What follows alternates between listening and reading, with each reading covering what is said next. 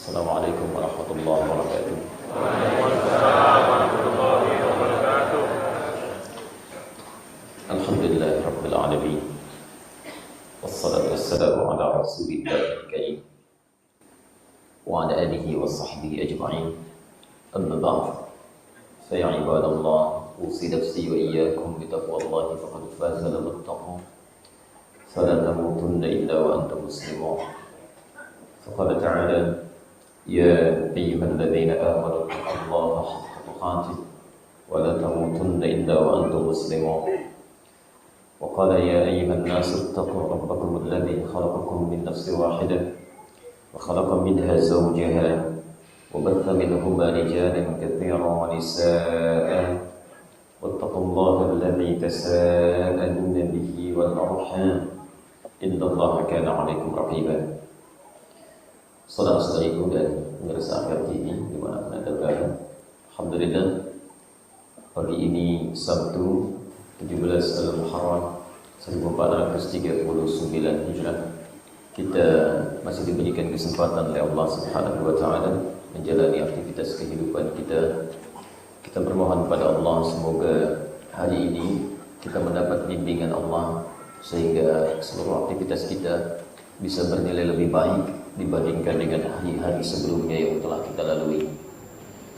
Sebelum kita melanjutkan materi pembahasan sifat salat Nabi sallallahu alaihi wasallam, saya ingin ingatkan bahwa saat ini masih termasuk dalam rangkaian bulan Al-Muharram di tahun Hijrah. Ada Muharram, ada Al-Muharram, itu berbeda. Kalau disebutkan Muharram, itu artinya menunjuk pada segala hal yang diharamkan. Dusta itu Muharram, ghibah itu Muharram, mencuri itu Muharram, korupsi itu Muharram, berselisih itu Muharram. Jika Anda ingin menjadikan segala bentuk larangan ini menjadi waktu dan komitmen untuk meninggalkannya, maka di antara rumusnya Anda tambahkan al di depan kalimatnya. Maka berubahlah kalimatnya dari Muharram menjadi al-Muharram. Nah, bulan pertama dari penanggalan tahun Hijrah dinamakan al-Muharram, menggunakan al. Ingat, bukan tanpa al, tapi al-Muharram. Kenapa diberikan penegasan ini dan dikukuhkan pada masa-masa keislaman dengan nama ini? Seakan-akan memberikan kesan kepada kita, kalau Anda ingin mulai berhijrah, mendekati Allah dan Rasulnya, ingin lebih baik dalam tuntunan syariat, maka cara pertamanya, mulailah dengan meninggalkan segala yang diharamkan oleh Allah Subhanahu wa taala. Mulai tinggalkan segala yang dilarang oleh Rasulullah SAW. Ketika Anda berhasil meninggalkan segala yang dilarang dan diharamkan itu, maka insya Allah kebaikan-kebaikan akan mulai tumbuh dalam diri kita. Saya mau tunjukkan beberapa yang unik, yang ini jarang dibahas, tapi nanti ada pendekatan-pendekatan ilmiah untuk mengkajinya. Baik, mari kita lihat. Bapak dan Ibu sekalian, Quran surah ke-9 ayat 36. Saya ingin ingatkan sebentar ya, supaya kita fokus nanti dan memahami. Saya inginkan setiap waktu kita paham tentang konsep ini. Quran surah 9 At-Taubah ayat 36. Ayat ini ingin menegaskan ketetapan Allah bahwa satu tahun itu ada 12 bulan.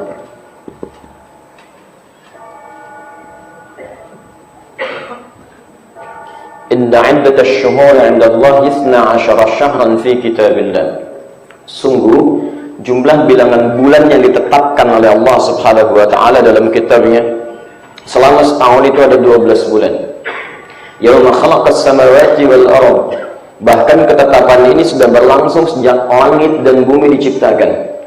Pernah dulu ada orang-orang yang mencoba menjadikan setahun 13 bulan. Mereka kembalikan lagi karena sistemnya tidak bekerja dengan baik. Setahun 12 bulan sejak langit dan bumi diciptakan. Lihat baik-baik. Minha arba'atun hurum. Dari 12 bulan ini ada 4 dikenal dengan bulan hurum. Jamak dari kata haram. Ingat, hurum jamak dari kata haram. Haram, kalau disebutkan haram, ini hukumnya. Perbuatannya disebut dengan muharram. Muharram. Hukumnya disebut dengan haram. Mencuri itu muharram. Hukumnya haram. Jelas? Dusta itu muharram. Hukumnya haram. Bila dijamakkan jadi haram. Di antara 12 bulan ini ada 4 bulan yang spesial disebut dengan bulan haram. Disebut dengan bulan haram. Kenapa dinamakan dengan bulan haram? Ini yang ingin saya tegaskan. Seakan-akan Allah mengingatkan kita, terkhusus memberikan latihan di 4 bulan ini agar kita terbiasa meninggalkan segala yang diharamkan oleh Allah Subhanahu wa taala. Latihan. Tinggalkan. Sehingga dengan latihan meninggalkan segala yang haram itu, kebiasaan itu bisa dibawa ke 8 bulan berikutnya. Jelas ya? Ditegaskan di situ. Sampai ketentuan ini, mohon maaf, 4 bulan untuk latihan meninggalkan segala yang diharamkan ini tidak hanya berlaku sejak masa Nabi Muhammad SAW. Ya, jauh sebelumnya ketentuan ini sudah berlaku, bahkan secara lisan turun-temurun ke lisan-lisan generasi setelahnya. Menariknya, orang jahiliyah pun itu sudah mendapatkan informasi ini. Sehingga mereka punya kebiasaan yang unik. Khusus 4 bulan ini, mereka bisa berhenti berperang, Pak. Punya kesepakatan, bulan ini jangan saling celak deh. Jangan saling serang dulu. Jangan saling berkelahi. Jadi kalau ada yang mencelak sekarang, balasnya bulan depan. Ya, jahiliyah namanya, jahiliyah, gitu kan? Nah, 4 bulan ini itu 3 berurutan, kata Nabi, thalatha mutawaliyat. Bulan ke-11 dikenal dengan Dzulqa'dah. Bulan ke-12 dikenal dengan Dzulhijjah. Bulan yang pertama disebut dengan Al-Muharram.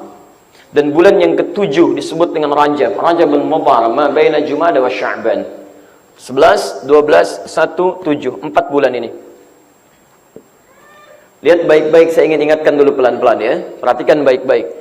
Sejak zaman sebelum diutusnya Nabi SAW, bahkan orang jahiliyah pun sudah memahami tentang keutamaan 4 bulan ini. Mereka bisa berhenti berperang, bisa berhenti berselisih, saking taunya mendengar bahwa ini bulan-bulan yang sangat diagungkan dalam tradisi kehidupan mereka. Nah, jadi kalau orang jahiliyah saja di bulan-bulan ini bisa meninggalkan hal-hal yang tidak baik, maka seharusnya orang-orang sekarang yang sudah keluar dari fase jahiliyah itu sudah harus lebih daripada mereka. Karena itu sebagian ulama mengatakan, jika ada seorang yang berusaha berbuat maksiat, sengaja berbuat yang haram di bulan-bulan ini, itu dosanya lebih besar dibandingkan bulan-bulan biasa. Hati-hati ya, hati-hati. Nah, karena itulah, sekarang lihat baik-baik ya, saya berikan gambaran yang paling mudah. Perhatikan sini. Bapak dan Ibu sekalian, apa lawan yang haram? Halal. Lihat sini baik-baik. Saya ingin Anda memahami dulu ya. Saya tidak suka hanya sekedar dengar informasi tapi tidak paham substansinya. Kalau sudah paham substansinya, maksudnya apa, mudah kita menerapkan dalam kehidupan, itu poinnya. Haram lawannya halal. Haram baik tidak? Tidak. Berarti haram itu buruk.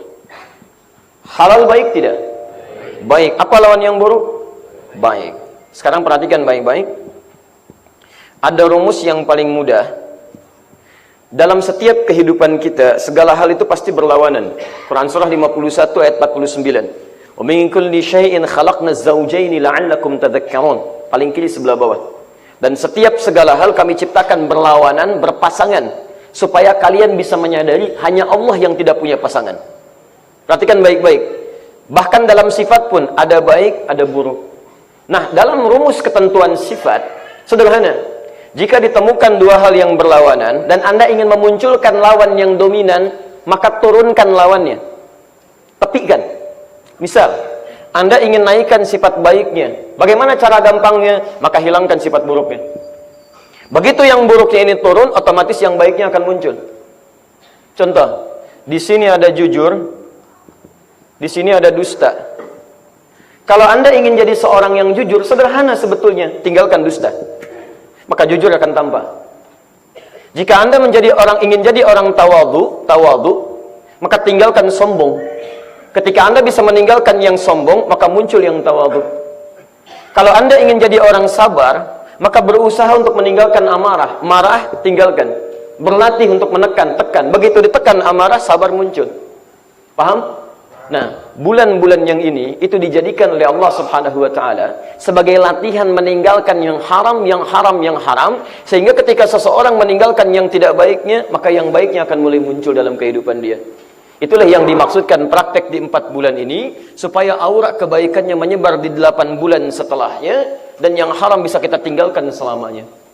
Nah, ini teman-teman sekalian, pada masa kemudian masa Islam, terkhusus zamannya Umar bin Khattab radhiyallahu taala anhu, yarhamukallah, kemudian atas usulan Ali bin Abi Thalib radhiyallahu taala anhu, ditetapkanlah kemudian 12 bulan nama-nama yang sebelumnya sudah ada penamaannya di masa lalu, ditetapkan lagi kemudian di kalender Islam dengan penamaan tahun Hijriyah.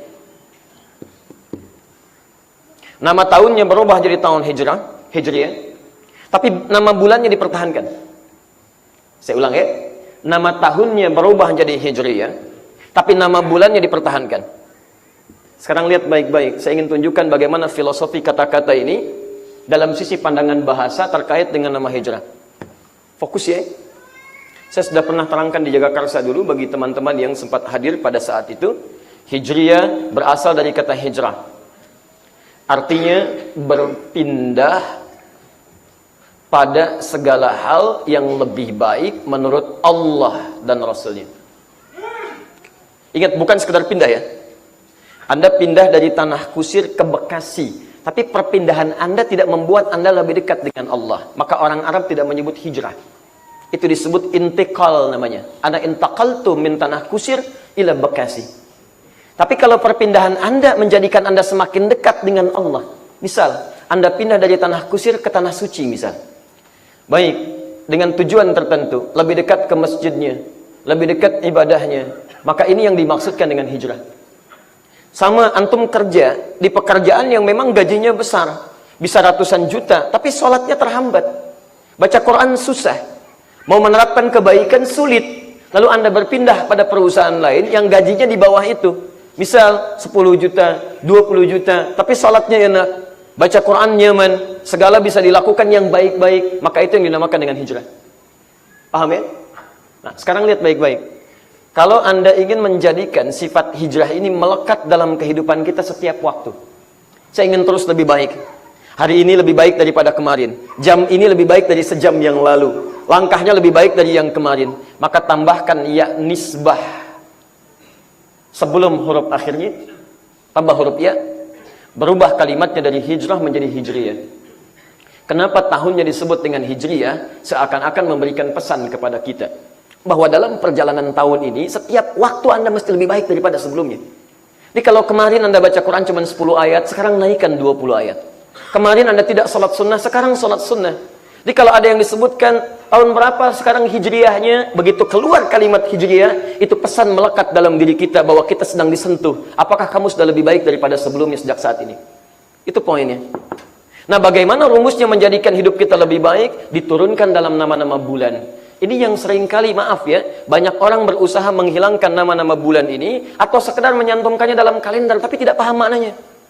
Seharusnya ketika diingatkan tanggal berapa sekarang Al-Muharram, disebut Al-Muharram, saya harus meninggalkan yang haram-haram.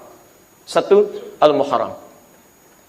2, tidak ada nama bulan, Wallahu a'lam. Nah, fokus. Antum nih masih dihafal-hafal Hijriyah, susah ya. Baik, lihat. Setelah Al-Muharram, bulan kedua Safar. Saya tulis dulu ya. 3, Rabiul Awal. 4, baik. 4 apa? Yang Rabiul Akhir angkat tangan. Rabiul Tsani? Baik, sisanya Allah a'lam. Rabiul Akhir, bukan Rabiul Tsani ya, Rabiul Akhir. Karena kalau ada Tsani, nanti dalam bahasa Arab berarti ada Tsalits, ada Rabi, ada Khamis, Rabiul Akhir. Baik. Yang kelima, Jumadil Awal. Jumadil Awal atau Jumadil Ula? Jumadil Awal angkat tangan. Kenapa? Tanya ramai, angkat tangan nggak ada. Cuma angkat tangan aja. Ya, pahala belum tentu dapat, dosa juga enggak. Ayo, Jumadil Ula angkat tangan. Baik, Masya Allah, Alhamdulillah. Yang benar, dua-duanya salah. Bukan Jumadil Ula, bukan Jumadil Awal. Yang benar Jumadal Ula. Jumada, bukan Jumadi. Gak pakai O, Jumada. Nanti kita terangkan. Kalau Jumadi, itu orangnya. Betul, itu orangnya. Tapi nggak ada hubungan dengan bahasa kita.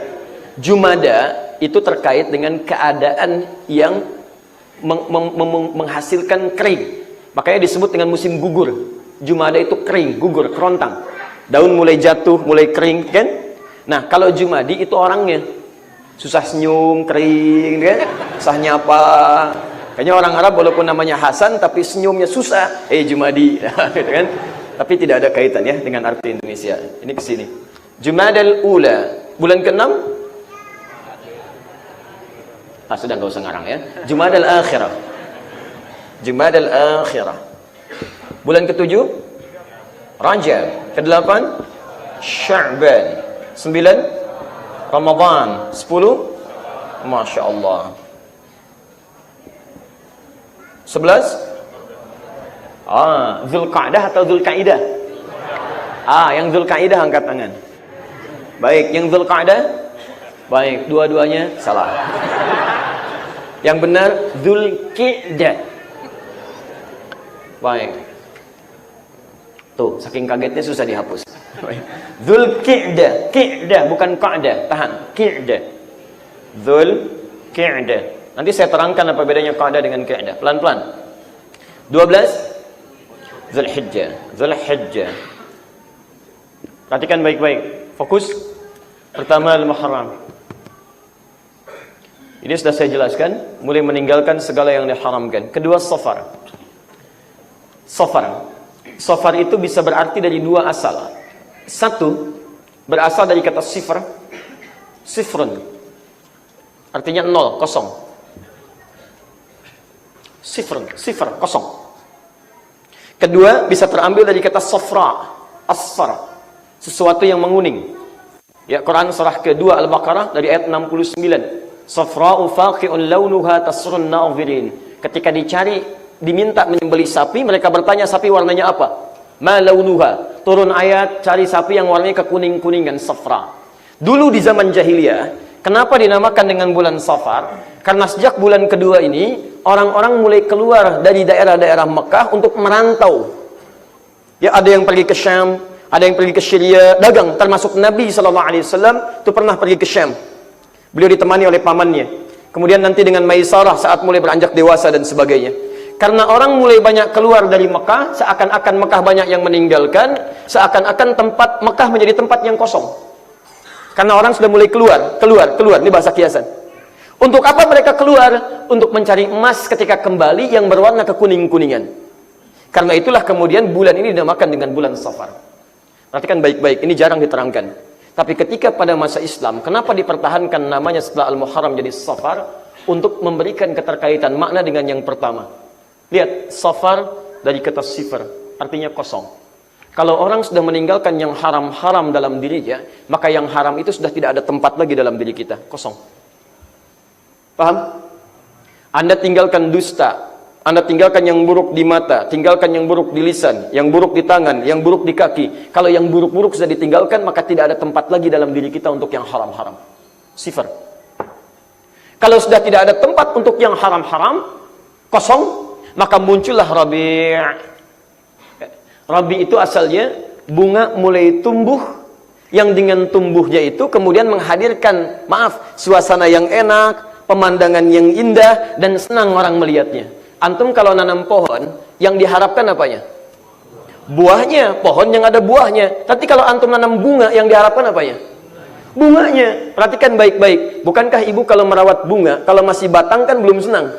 Tapi begitu muncul bunganya, gembira kita mulai muncul. Lihat baik-baik. Tidak pernah dalam bahasa Arab disebutkan kalimat Rabi, kecuali menunjuk kepada hal-hal yang menyenangkan, baik dan menyenangkan. Kalau orang sudah bisa meninggalkan yang haram, kosong dari yang haram, maka akan muncul yang baik-baik yang menyenangkan dalam hidupnya. Antum tidak akan pernah melihat yang buruk-buruk, lihatnya yang baik-baik. Ketika yang baik dilihat, akan senang perasaan Anda. Demi Allah saya katakan ya, mohon maaf. Kalau antum terbiasa melihat yang tidak baik, melihat yang baik-baik akan senang. Lihat orang taklim, nggak ada sentuhan. Lihat orang ke masjid, nggak ada getaran. Dan anehnya kadang tidak senang dengan itu. Ngaji yuk, so soleh. Oh, Masya Allah, luar biasa. Ya. Tuh. Tapi sebaliknya, kalau yang haram sudah ditinggalkan, maka yang baik-baik akan muncul, dan Anda sudah nggak suka melihat yang tidak baik. Silahkan cek, gampang ya. Kalau Anda ingin mengecek Anda orang baik atau bukan, tinggal dilihat aja. Kalau Anda benci pada yang maksiat dan senang pada yang baik-baik, yang dihalalkan oleh Allah, itu tandanya ada kebaikan dalam diri Anda. Tapi kalau Anda masih menyukai yang tidak baik, mohon maaf, dan ada perasaan tidak nyaman melihat yang baik-baik, itu menunjukkan ada masalah dalam diri Anda. Termasuk pasangan. Kalau Anda melihat pasangan Anda menyenangkan, perasaannya enak, ini menunjukkan bahwa ada kebaikan dalam diri Anda. Tapi mohon maaf, pasangan sendiri dilihat tidak enak, pasangan orang lain dilihat menyenangkan. Itu bermasalah. Ya. Sudah ya, nanti kelamaan nerang ini habis kemudian masalah kita. Ya, nanti lain waktulah kita bahas dulu. Kita baru sampai bulan yang ketiga. Tapi yang saya maksudkan begini, setiap Anda menuliskan sesuatu dalam pengertian Islam, selalu ada makna. Cobalah pelajari, jangan cuma dicantumkan, tuliskan dan jadi hafalan. Hadirkan maknanya dalam kehidupan sehingga jadi evaluasi pada diri kita. Sekarang sudah tanggal 17 Al-Muharram nih. 17 hari berapa Anda berjuang meninggalkan yang haram dalam tubuh kita? Kalau sampai hari ke-17 mata masih lihat yang haram, sampai ujung kaki mengerjakan yang salah, Anda butuh berapa hari lagi? Sedangkan kita kan berlomba dengan maut, siapa yang paling cepat sampai kepada tujuan. Jelas ya? Baik. Mari kita lanjutkan bahasan kita. Kita simpan dulu yang ini. Nanti lain waktu kita teruskan kembali ya. Bismillah. Sifat salat Nabi Sallallahu Alaihi Wasallam. Kita baru akan mulai bahasan kita. Tolong fokus betul pada pembahasan ini. Karena sekarang saya punya waktu agak terbatas. Ya, jam 10 kurang seperempat saya harus sudah selesai. Dan jam 10 saya sudah harus ada di Bintaro ya. Jadi tolong fokus betul supaya pembahasan kita bisa baik. Baik, pertemuan lalu kita sudah bahas tentang materi sifat salat Nabi SAW dalam pembahasan ruku'. Dan kita berhenti dalam pembahasan tata cara ruku', bacaan ruku', dan rahasia ruku'. Hikmah ruku' belum kita bahas penuhnya. Karena itu kita akan teruskan untuk pembahasan kali ini tentang rahasia ruku' dalam Al-Quran dan Sunnah Rasulullah Sallallahu Alaihi Wasallam sampai ke i'tidal insyaallah. Ya, sampai ke i'tidal. Baik, Bapak dan Ibu khusus yang baru bergabung dalam materi ini, di awal jumpa pernah kami ingatkan bahwa salat itu bukan sekedar ibadah yang diperintahkan oleh Allah untuk menunjukkan fungsi kita sebagai hamba, dan dengan tujuan mendapatkan pahala dari ibadah salat itu, tetapi juga disebutkan dan diisyaratkan dalam Al-Quran bahwa salat ketika ditunaikan dengan benar akan menghasilkan keistimewaan dan kemuliaan dalam hidup yang tidak akan pernah diraih oleh orang yang tidak salat atau orang salat tapi tidak benar dalam salatnya. Saya ingin ingatkan lagi dengan cepat, satu, orang salat kalau benar salatnya itu, maka dia akan terbebas dari sumber-sumber keburukan. Singkatnya jadi orang baik. Dalil Quran surah ke-29 ayat ke-45. Innas salata tanha 'anil fahsya'i wal munkar. Mohon review Allah. Awal ceramah kita, kemudian tolong ukur sampai hari ini sejauh mana salat yang Anda kerjakan bisa meninggalkan perbuatan keji dan mungkar. Bila belum sempurna, cek lagi salatnya. 2. Salat yang benar dikerjakan itu cenderung menghasilkan ketenangan dalam jiwa. Dalilnya Quran surah ke-20 ayat ke-14, ditafsir di Quran surah ke-13 ayat ke-28. Di Quran surah Thaha 20 ayat ke-14, Allah menyebut kalimat salat dengan zikir. Wa aqimis salata li dzikri. Tunaikan salat sebagai zikir kepadaku. Di Quran surah ke-13 ayat ke-28, Allah menyebutkan zikir yang baik menghasilkan ketenangan kepada jiwa. Ala bi dzikrillahi tatma'innul qulub. Yakinkan pada dirimu kalau zikirmu benar dikerjakan kepada Allah, maka dampaknya akan hadir ketenangan dalam jiwa. Jadi kalau kita kaitkan dengan kalimat salat tadi, seakan-akan Allah memberikan isyarat kalau orang salatnya benar akan muncul ketenangan dalam dirinya. Coba deh Bapak Ibu cek, selepas salat dengan sebelum salat lain kan? Perasaannya beda. Beda. Karena itu kalau Anda mendapatkan kegelisahan luar biasa, termasuk teman-teman di perusahaan dan sebagainya, cobalah Anda cari tempat untuk sholat. Datang ke masjid. Begitu masuk, kemudian sholat 2 rakaat, tahiyatul masjid. Dan minta kepada Allah kebaikan. Demi Allah, ini jaminan dalam Al-Quran. Begitu Anda sholat, walaupun masalah belum selesai, minimal ketenangan diberikan oleh Allah Subhanahu wa Ta'ala. Saking tenangnya kadang duduk di samping masjid kan, ada AC, plak tidur aja gitu kan. Taib.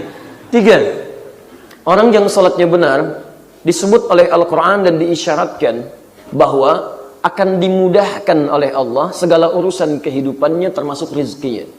Dalilnya ditemukan di Quran surah ke-65 ayat 2 sampai ayat ketiga, ujung ayat kedua, awal ayat ketiga, bahkan ditambah ayat keempatnya. Ditafsir di Quran surah Al-Baqarah ayat kedua sampai dengan ayat ketiganya. Perhatikan teman-teman sekalian, ketika Allah menyebutkan Quran surah 65 At-Talaq, wa may yattaqillaha yaj'al lahu makhraja wa yarzuqhu min haitsu la yahtasib. Siapa yang bisa meningkatkan takwanya kepada Allah, maka kami akan berikan jalan keluar pada setiap persoalan hidupnya. Bukan gak punya masalah, Bu. Masalahnya sama dengan yang lain, punya masalah juga. Cuman uniknya ketika punya masalah, Allah mudahkan persoalannya sehingga tidak menjadi beban bagi dirinya. Coba lihat ya, kita sama-sama macetnya tuh. Yang satu macet, satu macet. Kenapa yang satu sangat gelisah, klakson orang, keluar kata-kata kotor. Yang ini enak aja. Alhamdulillah macet, Quran buka. Begitu dibuka, lumayan. Macet setengah jam, hafal Quran 3 ayat. Masya Allah. Kalau dikasih macet 30 jam, 3 juz. Luar biasa. Di orangnya tenang aja gitu kan. Ini enak, ketenangan itu luar biasa. Antum berada di posisi yang tinggi tapi nggak tenang, kan nggak enak. Pilih mana coba? Pilih mana? Kaya tapi gelisah atau miskin tapi tenang? Sudah nggak ada yang ketiga. Ya. Ini tidak mudah. Baik. Nah, kalau Anda ingin tanyakan, siapa orang takwa ini? Kan rumusnya takwa, maka Anda diberikan jalan keluar dan rezekinya mudah. Wa yarzuqhu min haitsu la yahtasib. Takwa disebutkan 115 kali dalam Al-Qur'an. Orangnya disebut dengan taqi, jamaknya disebut dengan muttaqin. Ketika Allah menyebutkan orang takwa pertama kali di Quran, disandingkan dengan kalimat salat. Ditafsir di Al-Baqarah ayat 2 dan 3. Dzalikal kitabu la raiba fihi hudal lil muttaqin. Siapa orang takwa muttaqin di sini ayat 3-nya? Alladzina yu'minuna bil ghaib wa yuqimunas shalah. Yang bisa menyempurnakan salatnya. Jadi kalau teman-teman punya masalah nggak pernah tuntas, rizkinya sulit, kan? Solusi nggak pernah hadir, bukan Anda kurang hebat, mungkin kurang takwa. Bukan karena Anda kurang capaian, mungkin kurang dekat dengan Allah. Itu poin ini. 4. Orang yang sholatnya benar, dijamin oleh Allah. Nah, ini yang mau kita maksimalkan dalam pertemuan hari ini. Dijamin oleh Allah akan diberikan peluang pengabulan doa yang cepat dibandingkan yang lainnya. Bahasa singkatnya, doanya cepat dikabulkan oleh Allah Subhanahu wa Ta'ala. Bahkan saya pernah terangkan di pertemuan yang dulu, ada orang yang kemudian memohon dalam sholat, kemudian seketika dikabulkan oleh Allah Subhanahu wa Ta'ala. Ada dalil di Quran surah ketiga, Ali Imran ayat 38 sampai 39. Itu untuk Nabi Zakaria. Untuk kitanya isyaratnya ada di Al-Baqarah ayat 45 sampai 46, ditafsir di Abu Dawud nomor hadis 649. Nanti ada 4 rahasia dalam sholat yang kalau Anda memaksimalkan 4 posisi ini, kemudian berdoa kepada Allah, maka kalau sholat Anda benar sampai saat itu, Anda berpeluang cepat dikabulkan doanya oleh Allah Subhanahu wa Ta'ala. 1 sudah kita bahas dalam berdiri, 2 dalam ruku', 3 dalam sujud, dan yang keempat sesaat sebelum salam. Yang dalam berdiri sudah saya bahas, silahkan lihat pertemuan yang sebelumnya. Sekarang kita ambil yang dalam ruku', nanti kita lihat yang dalam sujud, dan terakhir sesaat sebelum salam. 5 yang terakhir, orang yang sholatnya benar, sesuai tuntunan Al-Quran dan petunjuk Nabi, dijamin langsung oleh Al-Quran, diberikan ini yang indah, kebahagiaan dan kesuksesan dalam kehidupannya.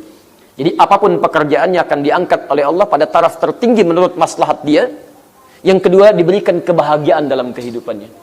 Karena itu Anda silahkan lihat, semua sahabat Nabi dengan profesi apapun itu mencapai puncak kesuksesan tertinggi di bidangnya. Utsman bin Affan, Abdurrahman bin Auf, Abu Bakar As-Siddiq radhiyallahu taala anhum jami'an. Ada Amr bin As yang politisi, ada kemudian Muawiyah bin Abi Sufyan, ada macam-macam. Antum silakan perhatikan, semuanya sukses di bidangnya.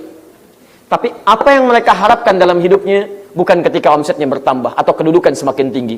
Mereka berharap punya waktu yang cukup untuk menunaikan sholat berhadapan kemudian atau memohon kepada Allah Subhanahu wa Ta'ala. Makanya kata Imam An-Nawawi dalam kitabnya At-Tibyan, beliau sebutkan, maaf, selevel Utsman bin Affan, Abdurrahman bin Auf, Tamim Ad-Dari, sahabat yang lainnya justru menunggu kesempatan malam tahajud untuk berlama-lama dalam sholat sampai khatam Al-Quran. Silahkan cek di kitab At-Tibyan fi Adab Hamalatil Quran, cetakan Darul Kutub Al-Islamiyah, halaman 38, baris yang 1 sampai 2, paragraf pertama, posisi paling kanan sebelah atas. Anda akan temukan kalimat di situ. Nah, saya mau turunkan kepada kita semua, maaf sebelum kita mulai, dari pelajaran yang kita telah mulai dari awal sampai sekarang, berapa dari 5 ini yang sudah kita terapkan dalam hidup? Kalau pelajaran yang saya sampaikan tidak membuat Anda meningkatkan kebaikan dan masih berbuat maksiat, tolong tinggalkan saya. Antum cari guru lain yang mengajarkan sholat yang benar. Ya, imma saya yang tidak benar dalam menyampaikan, atau Anda yang tidak serius dalam belajar. Kalau saya sudah berusaha menampilkan segala dalilnya, keterangannya, manfaatnya, hikmahnya, antum belum mau berubah juga, saya perlu apa lagi? Sudah datang sendiri, nerangin sendiri, nulis juga sendiri, kadang-kadang ngapus sendiri, live juga, ada snacknya, kadang dikasih buku, antum kurang apa lagi? Ayo mumpung masih hidup, karena besok belum tentu kita raih. Ayo kita evaluasi diri kita sampai hari ini. Saya tidak suka Anda cuma datang rame-rame, kadang menulis, tapi tidak mempraktekkan apa yang kita pelajari. Kita mau berjanji, baik ya, jadilah lebih baik, karena kita tidak tahu kapan kita kembali. Saya 3 hari lalu ada di antara guru kami di Ummul Qura, Dr. Quraisy, Masya Allah, orangnya saleh dan sebagainya, mengimami salat asar. Begitu selesai mengimami, kemudian menghadap ke jamaah, beliau zikir aja. Tiba-tiba Ustaz buka, gini lagi, Ustaz buka, gini lagi. Masya Allah, keadaan tenang sekali. Tiba-tiba rebahlah ke arah kiri. Inna lillahi wa inna ilaihi rajiun. Meninggal. Meninggalnya setelah salat asar. Ya, dan jadi imam. Mulia sekali. Dan sedang berzikir di hadapan Allah. Ketika berzikir menghadap ke jamaah, jamaah tenang saja. Tapi begitu melihat rebah di pangku dan sudah kehilangan nyawanya. Yang ingin saya sampaikan, kita tidak tahu kapan kita berpulang pada Allah dan dalam situasi apa. Saya mohon kepada Anda, kalau Anda ingin selalu dipastikan baik dalam kematian, maka jangan pernah berbuat maksiat. Kalau ingin kematian Anda baik, maka bayangkan setiap terfikir berbuat maksiat, bayangkan mungkin seketika Anda diwafatkan oleh Allah Subhanahu wa taala. Dan itu insya Allah akan menjaga kita dari perbuatan dosa. Ya, Allah yarham, insya Allah. Rukuk.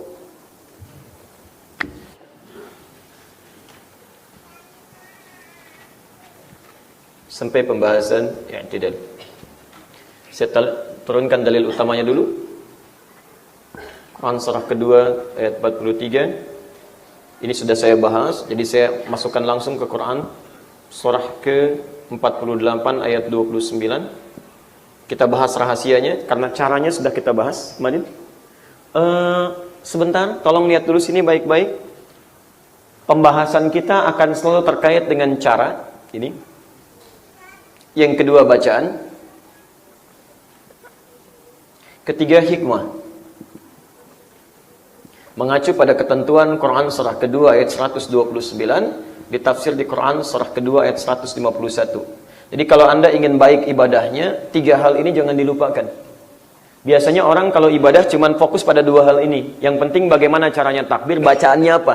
Tapi tidak pernah belajar kenapa membaca Allahu Akbar. Kenapa tangannya dilipat kanan melipat menutup yang kirinya. Apa hikmahnya, apa pesannya. Orang dulu bisa baik dari sholatnya baru takbir saja. Orang sekarang kok takbir Allahu Akbar tapi masih merasa besar dalam hidupnya. Padahal sholat. Nah ini pelajarannya akan diambil dari yang ini. Ya. Baik, ini ditafsir di Quran surah keempat ayat 32. Setelah itu baru kita masuk ke yang tidak. Bismillah, saya masih ingat bulan lalu ada Mas Boy, masih ada? Jazakumullah khair. Boleh? Akhi Boy. Baik. Jazakallah khair. Kasih banyak. Kenapa langsung kesemutan nih? Baik. Baik, tegakkan dulu ya supaya enak. Bismillah. Kesemutan sudah begini apalagi kegajahan ya. Luar biasa. Jazakallah khair. Sudah siap? Bismillah. Dengan kita bergabung teman-teman sekalian ingin meneruskan kembali pembahasan tentang ruku dan semoga Allah berikan pahala kepada beliau. Baik, kita mulai. Bismillah, silakan posisi ruku. Ya. Allahu Akbar. Baik, sebentar, naik dulu sebentar. Fokus. Sedekap lagi. Takbir. Allah, tahan di sini. Saya sudah pernah sampaikan bahwa ada 2 cara untuk mengangkat tangan. Ini benar. Ini cara yang pertama. Boleh menghadap ke arah jamaah. Baik, dan untuk pemirsa di rumah bisa disesuaikan kameranya. Yang pertama, ini yang pertama.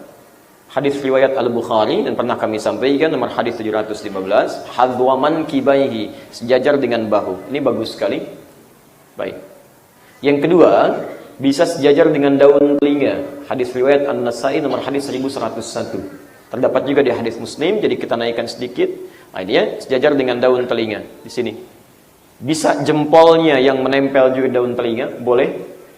Ya, atau jemarinya yang sejajar dengan daun telinga. Ini boleh. Dua-duanya ada hadisnya. Paham ya?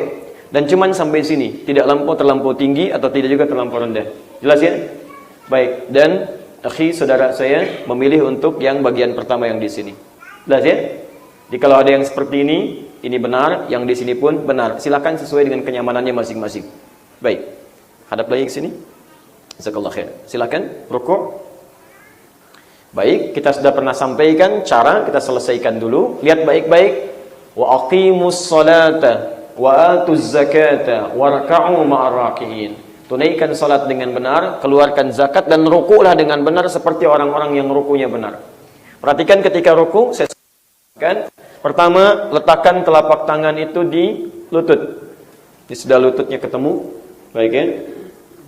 Kemudian yang kedua, tekan. Famakin, makin, ya, makin tuh tekan. Jadi jangan cuma nempel. Jadi begitu ini ditekan, pertemuan lalu sudah saya terangkan, maka ini akan ada tegangan di belakang. Ya, ini ototnya akan kencang, keras sehingga yang di betis-betis itu naik ke atas dan diteruskan kemudian sampai ke bahu, ke punggung sini. Teruskan, naik sedikit.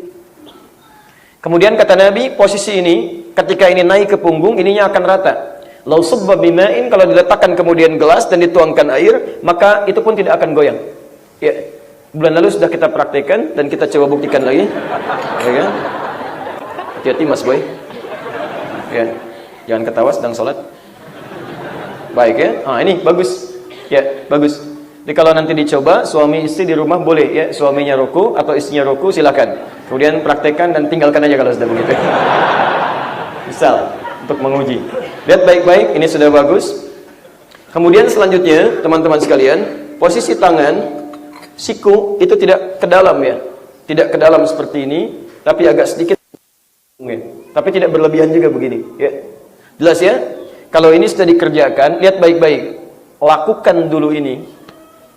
Dan rasakan ketenangan dulu dalam ruku. Hatta tatma'inna raki'an, sampai rukunya tenang. Dibiarkan darah mengalir dulu, menyesuaikan dengan posisi tubuh. Setelah seperti ini, baru baca doa. Jadi bukan baru turun langsung baca doa, capek salat seperti itu. Baru turun subhana rabbiyal azim, subhana rabbiyal subhana, naik lagi sami Allahu liman hamidah. Antum mau ngapain? Ya, makanya oleh Nabi disebut pencuri. Kata Nabi ada pencuri dalam salat. Siapa? Antum tahu pencuri? Mas Boy bisa bangun dulu kalau ya capek. Baik. Tahu pencuri? Apa sifat pencuri itu? Pencuri itu kalau sudah ngambil barangnya ingin buru-buru pergi. Makanya oleh Nabi, orang-orang yang buru-buru, yang penting saya sudah ambil bacaannya. Yang penting saya ambil gerakannya, langsung dia buru-buru lagi. Makanya kata Nabi, jangan sholat seperti pencuri yang tergesa-gesa dalam mengerjakannya, yang penting mengambil kebutuhannya. Paham ya? Kembali, Mas Bay. Baik. Sudah begini, bismillah. Sudah tenang, sudah enak kita, hatta tatma'inna raki'an, baru kita bacakan doa standar. Saya sudah tunjukkan kemarin dan sudah saya kemudian berikan penjelasannya. Jadi saya tidak perlu mengulang kembali. Bisa yang pendek subhana rabbiyal azim, bisa yang menengah subhana rabbiyal azim wa bihamdi. Ini hadisnya saling menguatkan sehingga dipandang kemudian sahih li ghairi. Kemudian yang ketiga, ini yang sering dibaca oleh Nabi, subhanakallahumma bihamdika allahumma ighfirli. Dan saya sudah pernah terangkan tentang makna doa itu. Perhatikan baik-baik.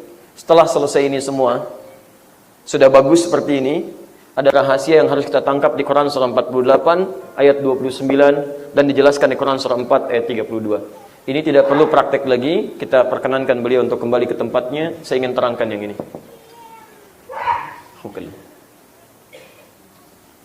Fokus. Perhatikan baik-baik.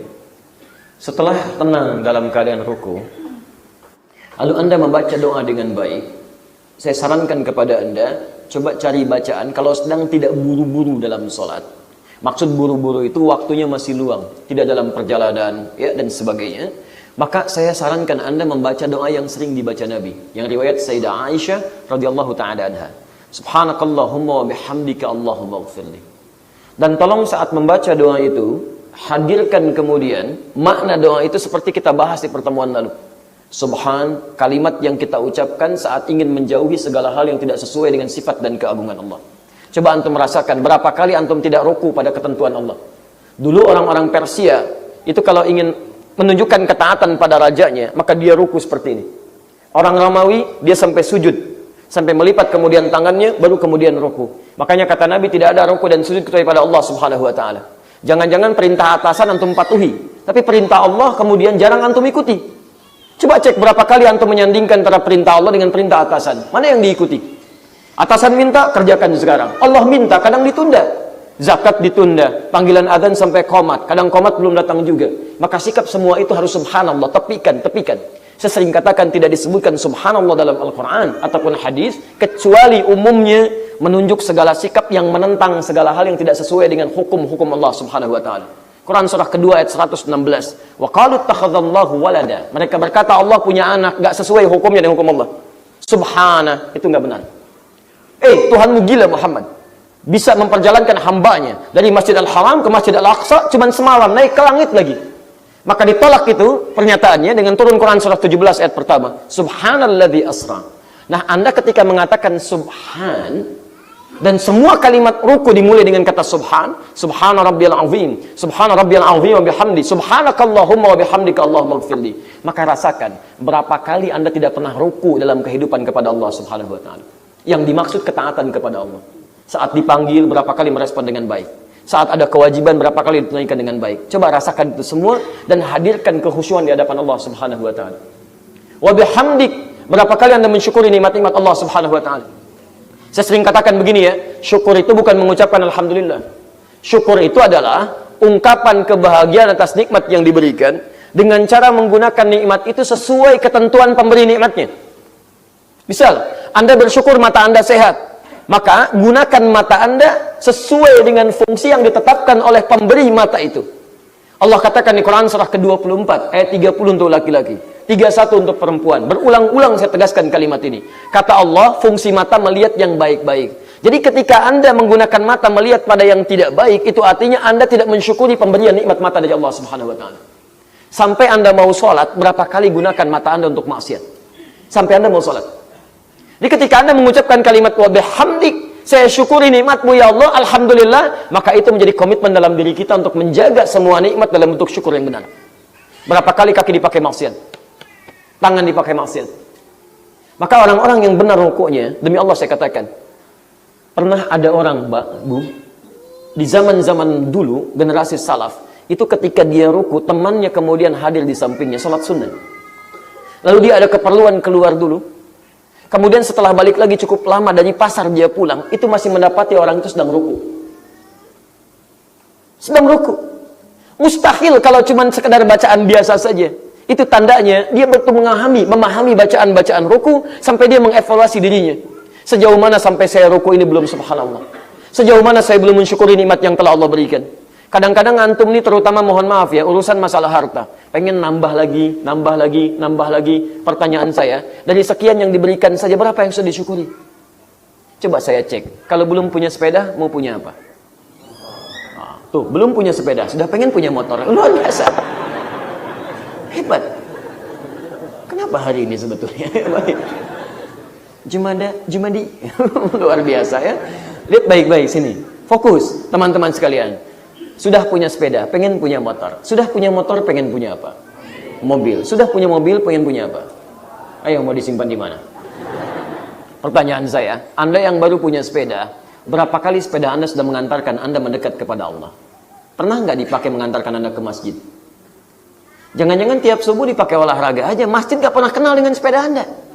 Katanya Anda meyakini setiap barang-barang itu akan jadi saksi saat mulut itu dikunci. Al-yawma nakhtimu ala afwahihim wa tukallimuna aydihim wa tashhadu arjuluhum. Ya, mulutnya dikunci, tangan yang bicara, kaki bersaksi, dan barang-barang sekitaran kita itu akan yang bicara. Itu akan bicara. Anda yang sering mengharapkan motor, yang sudah punya sepeda, jangan-jangan sepedanya belum mengantarkan Anda untuk ibadah. Makanya Allah tahan sepeda Anda, sepeda motor Anda, Allah tahan. Jangan dulu punya sekarang, jangan punya sekarang, khawatir hisabnya semakin berat, karena yang ini pun belum bisa mengantarkan Anda ke surga.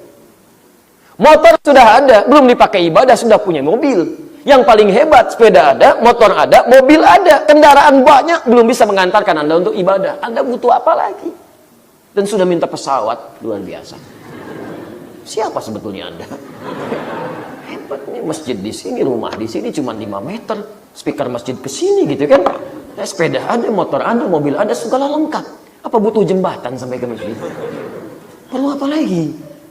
Baju tuh, pilih ini, pilih itu, pilih ini. Sering saya contohkan. Berapa banyak baju yang Anda buka? Coba buka lemari di rumah, lihat baju Anda. Berapa yang pernah dipakai sholat? Demi Allah saya katakan berapa? Coba biasakan ya, setiap menerima nikmat, gunakan dulu untuk ibadah. Itu akan enak penggunaannya. Baju yang telah dipakai untuk ibadah, kita akan merasa ragu menggunakan baju itu sebagai saksi perbuatan maksiat. Sayang, baju ini pernah dipakai sholat, apa juga akan menjadi saksi untuk maksiat? Pena yang pernah dipakai untuk ibadah, menuliskan taklim, menulis kalimat-kalimat yang baik, nulis hadis, nggak akan pernah bisa digunakan tanda tangan untuk maksiat, Pak. Kendaraan yang pernah dipakai ke taklim, kendaraan yang pernah dipakai untuk sholat, untuk ibadah, tidak akan pernah diizinkan oleh Allah untuk digunakan dalam keadaan maksiat. Begitu akan digunakan pada yang tidak baik, orang akan kenal. Tuh, lihat. Takut kendaraannya ketahuan, kok mampir di diskotik, takut kendaraannya ketahuan. Jadi ada penjagaan dalam diri kita. Pertanyaannya, Anda sering minta segala hal, harta diperbanyak, miliaran dalam tabungan masih ada, belum digunakan untuk ibadah. Tapi setiap hari Anda katakan, saya bersyukur ya Allah, bersyukur ya Allah. Mana syukurnya? Mana syukurnya? Coba lihat. Kalau akhwat itu sudah miliaran rekening dalam tabungan terkumpul, kendaraan sudah banyak, belum bisa menjadikan Anda tergerak untuk berhijab, Anda butuh berapa banyak rezeki lagi untuk bisa mengenakan hijab di kepala Anda? Allah sudah berikan rezeki miliaran, kendaraan sudah banyak, belum mau pakai kerudung juga, butuh berapa rezeki lagi? Apa harus diwafatkan dulu baru pakai kerudung? Karena menarik ini, kadang-kadang meninggal nggak mau pakai jilbab, begitu meninggal, hidup nggak mau pakai jilbab, begitu meninggal pakai jilbab. Saya kasih info ya pada akhwat-akhwat muslimah, nanti begitu meninggal, bedanya perempuan dengan laki-laki, perempuan dikerudungin, Pak. Ini jangan bikin bingung malaikat. Kamu siapa? Saat hidup kau pakai jilbab, ayo meninggal kau pakai jilbab. Hati-hati. Nggak akan kejadian. Nanti kalau mau tahu, lihat aja. Meninggal duluan akan ketahuan. Jelas ya? Allahumma gfirli. Kalau sudah sadar banyak yang salah, banyak yang kurang syukur, maka ini rahasianya. Disinilah banyak para sahabat tabi'in, para ulama-ulama saleh, menangisi dirinya ketika rokok, karena takut kurang syukur ketika di bawah salat. Takut kurang taat, kurang rukuk ketika hidup dalam kehidupan sebelum salatnya. Maka mereka syukuri, mereka istighfar, mereka hadirkan kemuliaan di hadapan Allah. Setelah itu apa?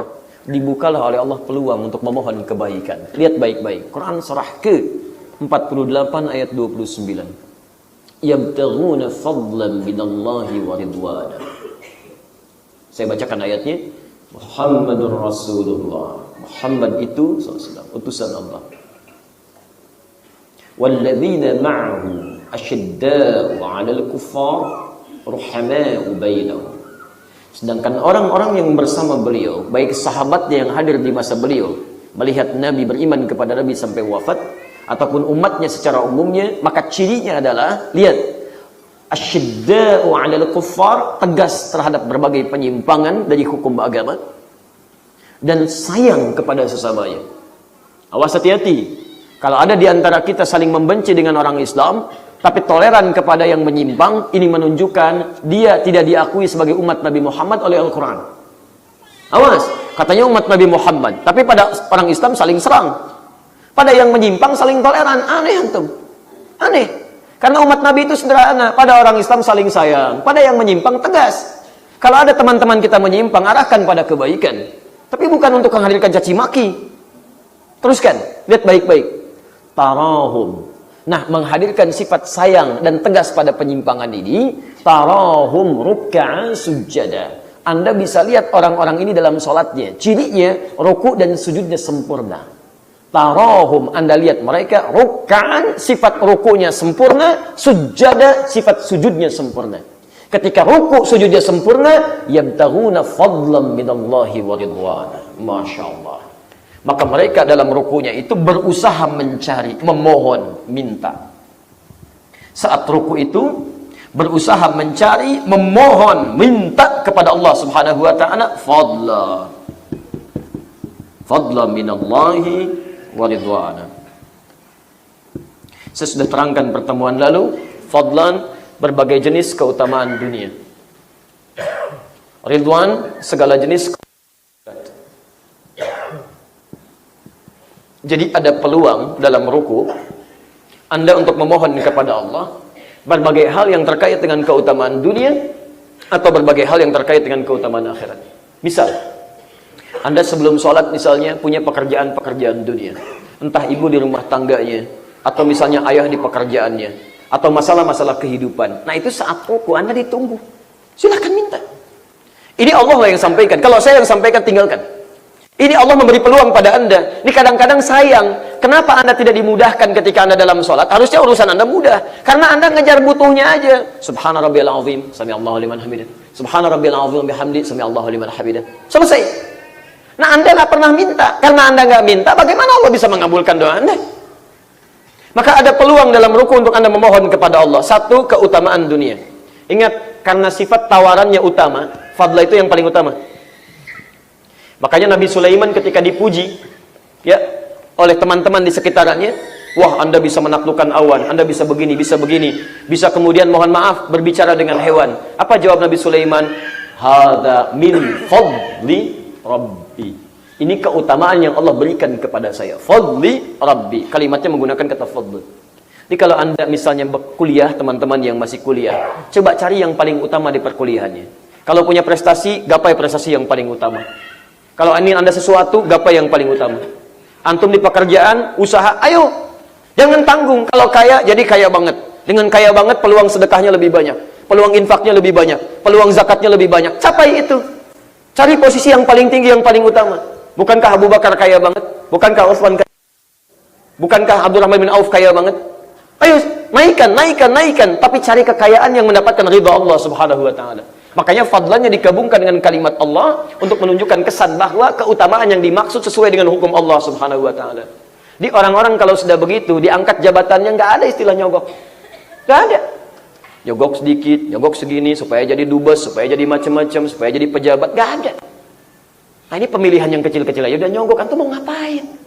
Nggak ada keberkahan di situ.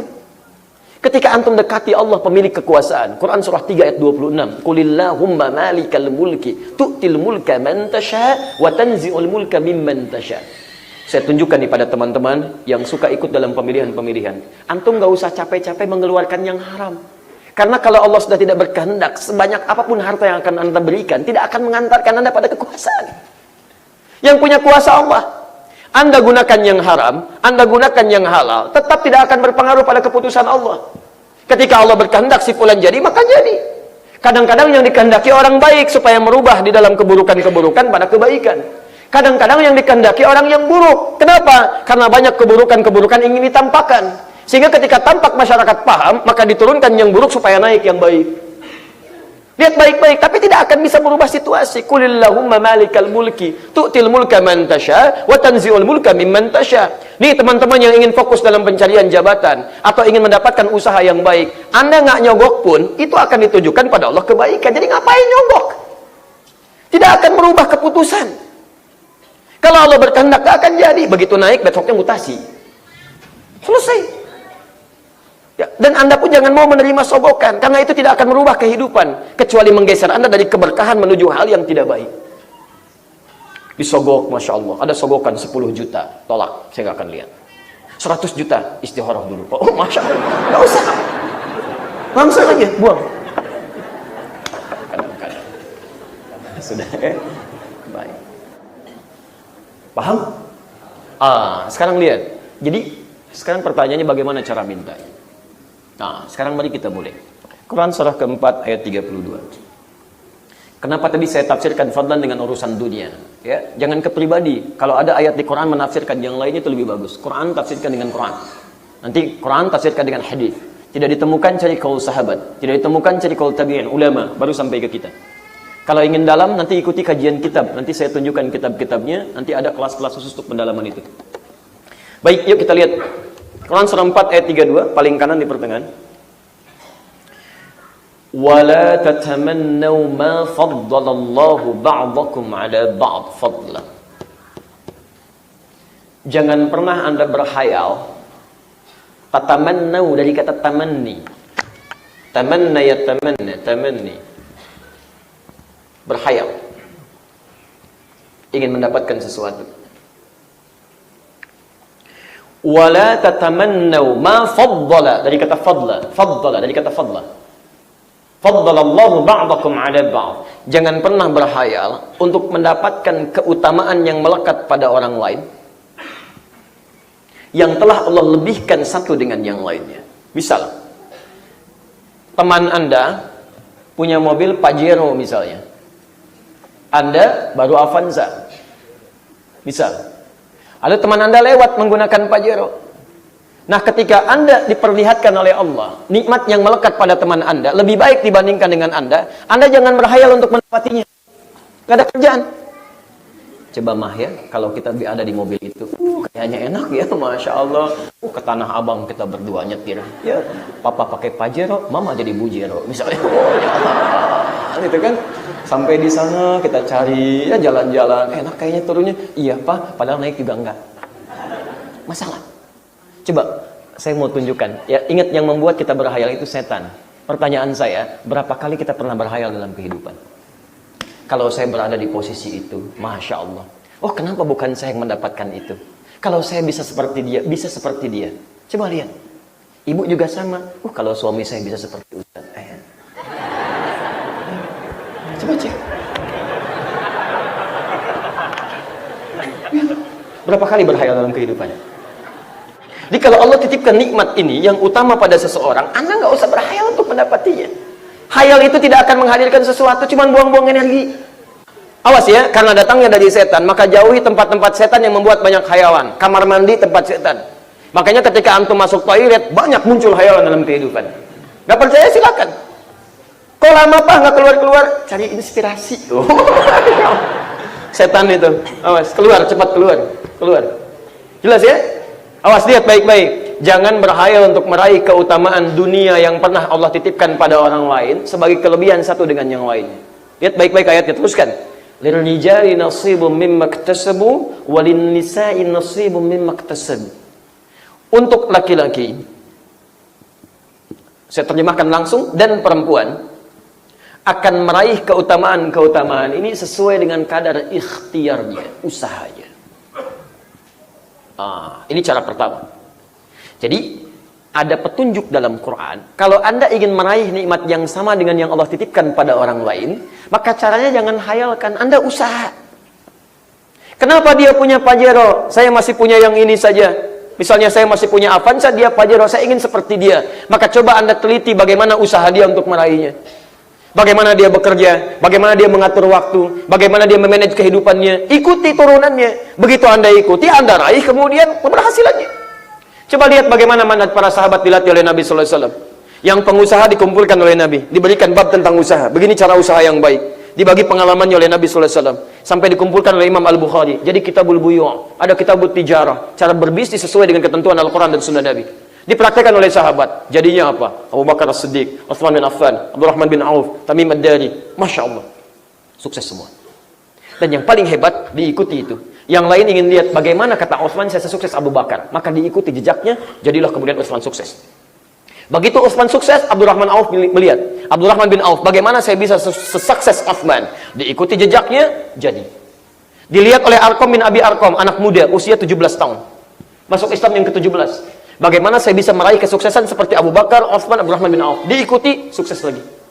Coba lihat, sahabat hidup di masa Nabi, dekat dengan Nabi, dimuliakan oleh Nabi, sebagian mereka disebut masuk surga tanpa hisab. Begitu melihat temannya punya keistimewaan, mereka tidak menghayal. Mereka ikuti, berusaha seperti yang lainnya dan mencatatkan kesuksesan ini. Antum bukan sahabat, tidak hidup di masa Nabi, nggak pernah ketemu Nabi, tidak pernah disanjung Nabi. Teman-teman sekalian, teman Anda sukses, kenapa Anda berhayal? Ayo kembali, turun ke bumi, bangun dari mimpi. Ya, rencanakan dengan baik, siapkan perencanaan Anda, analisis dengan baik. Nanti ayatnya banyak. Fa idza faraghta fansab wa ila rabbika farghab. Ya ayyuhalladzina amanu taqullaha wal tanzur nafsum ma qaddamat lighad. Turunannya banyak. Detailnya lihat, misal Sahih Al-Bukhari. Apa yang mau Anda ambil? Di situ ada 97 pembahasan. Keluarkan. Kalau Anda ingin kesuksesan dalam dunia pengetahuan, cari kitab yang kedua, Kitabul Ilmi. Kalau masalah kemudian keimanan, cari kitab yang pertama, Kitabul Iman, 57 hadis. Kalau Anda pengusaha, cari bab tentang Kitabul Buyu', keluarkan dalil-dalilnya. Kalau Anda seorang birokrat, diplomat, urusan tata negara, keluarkan Kitabul Imarah. Ini pernah dipraktikkan oleh Mu'adz bin Jabal, teori-teori Nabi. 3 tahun bisa mengeluarkan Yaman dari kemiskinan. Yaman bukan provinsi, Yaman negara, luas sekali. Cuman 3 tahun selesai kemiskinan di Yaman. Musa bin Nusair bisa menaklukkan Afrika. Dulu Afrika itu Afrika provinsi, Pak. Afrika provinsi. Coba lihat. Indonesia itu kan nggak sebesar Afrika seluruhnya. Silahkan keluarkan. Memang luas, kata Profesor Ahmad Mansur Suranegara di bukunya Api Sejarah, jilid yang pertama, halaman 19, posisi paling kanan, paragraf kedua, dari 1 sampai 7. Luasnya memang 2 juta kilometer. Daratannya.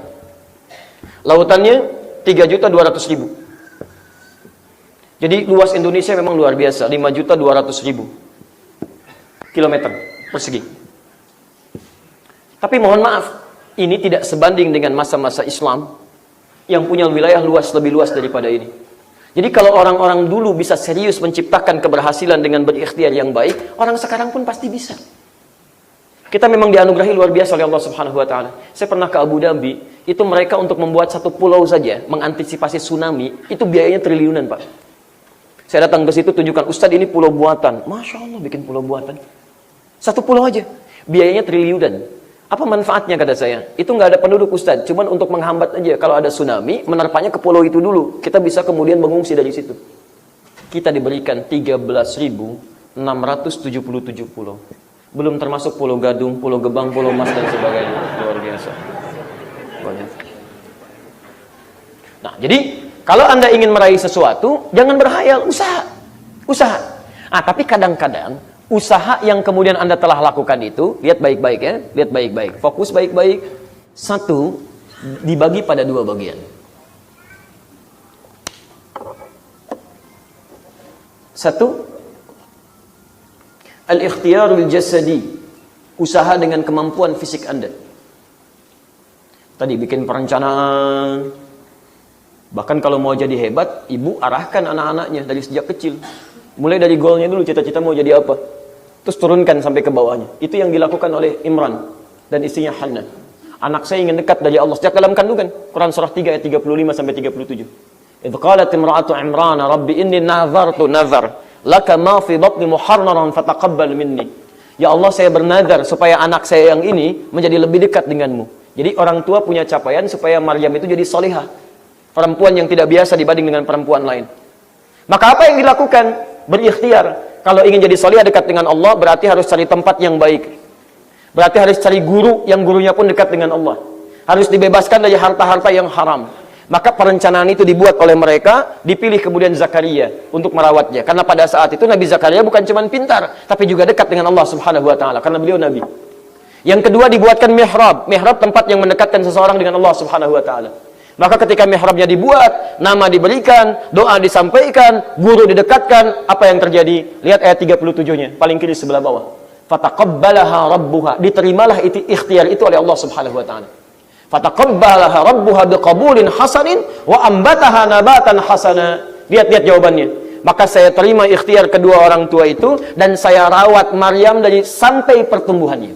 Jadi yang memperhatikan langsung Allah Subhanahu wa taala. Saya mau tanya pada Anda ya, mohon maaf teman-teman yang jadi orang tua.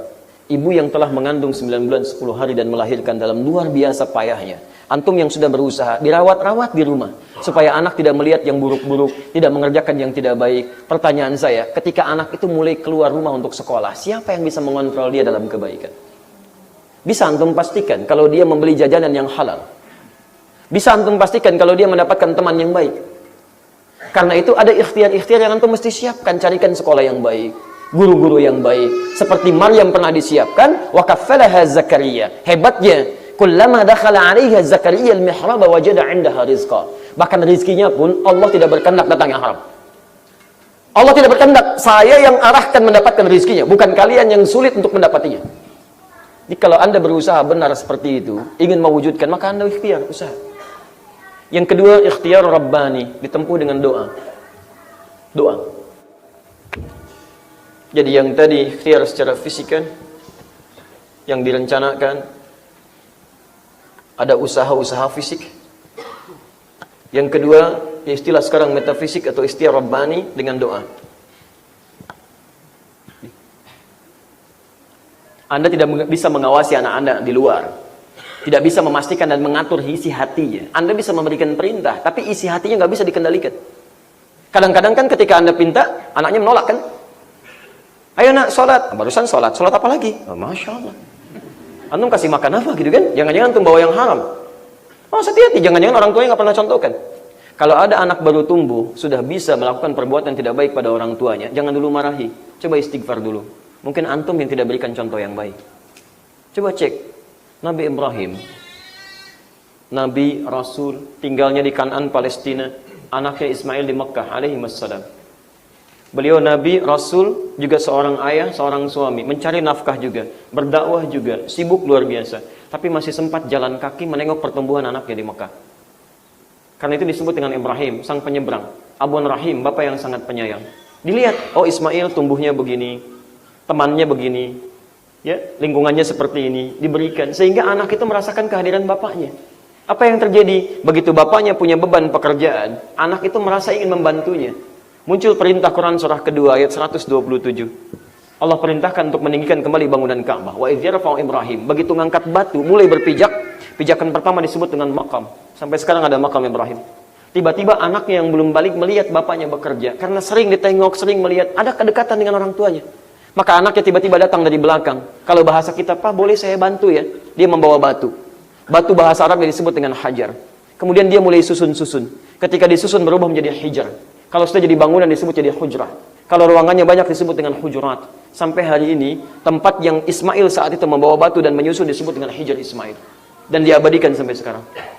Ini bagian Ka'bah, bagian dalam Ka'bah. Jadi kalau Anda ingin sholat di dalam Ka'bah, hikmahnya kenapa tidak disambungkan keputusannya pada saat itu? Di zaman Nabi SAW pernah kejadian terbakar di masa Quraisy. Kemudian tidak ada uang yang cukup untuk bisa menyempurnakannya. Maka terpisah dan ditetapkan. Tidak disambungkan sampai sekarang.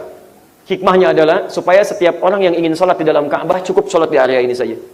Tapi poin terbesarnya, setiap Anda tawaf di situ, coba bayangkan sejauh mana Anda membangun hubungan baik dengan anak. Orang tua dengan anak. Ini level Nabi, Rasul masih bisa nengok anaknya. Perhatikan. Dan hebatnya bisa ada feedback dari anaknya. Bantu, bantu, bantu. Luar biasa lagi, Quran surah 37. Dari ayat 102 sampai 109. Nah, papa mimpi nih. Melihat Ananda disembelih, inni ara fil manami anni adzahuka fanzur madza tara. Bagaimana pendapat Ananda? Padahal Nabi Ibrahim itu Nabi Rasul, mimpinya Nabi pasti benar. Sederhana sebetulnya. Nah, Ismail, ya Pak, sini. Kenapa Pak? Sembelih. Masya Allah. Bisa.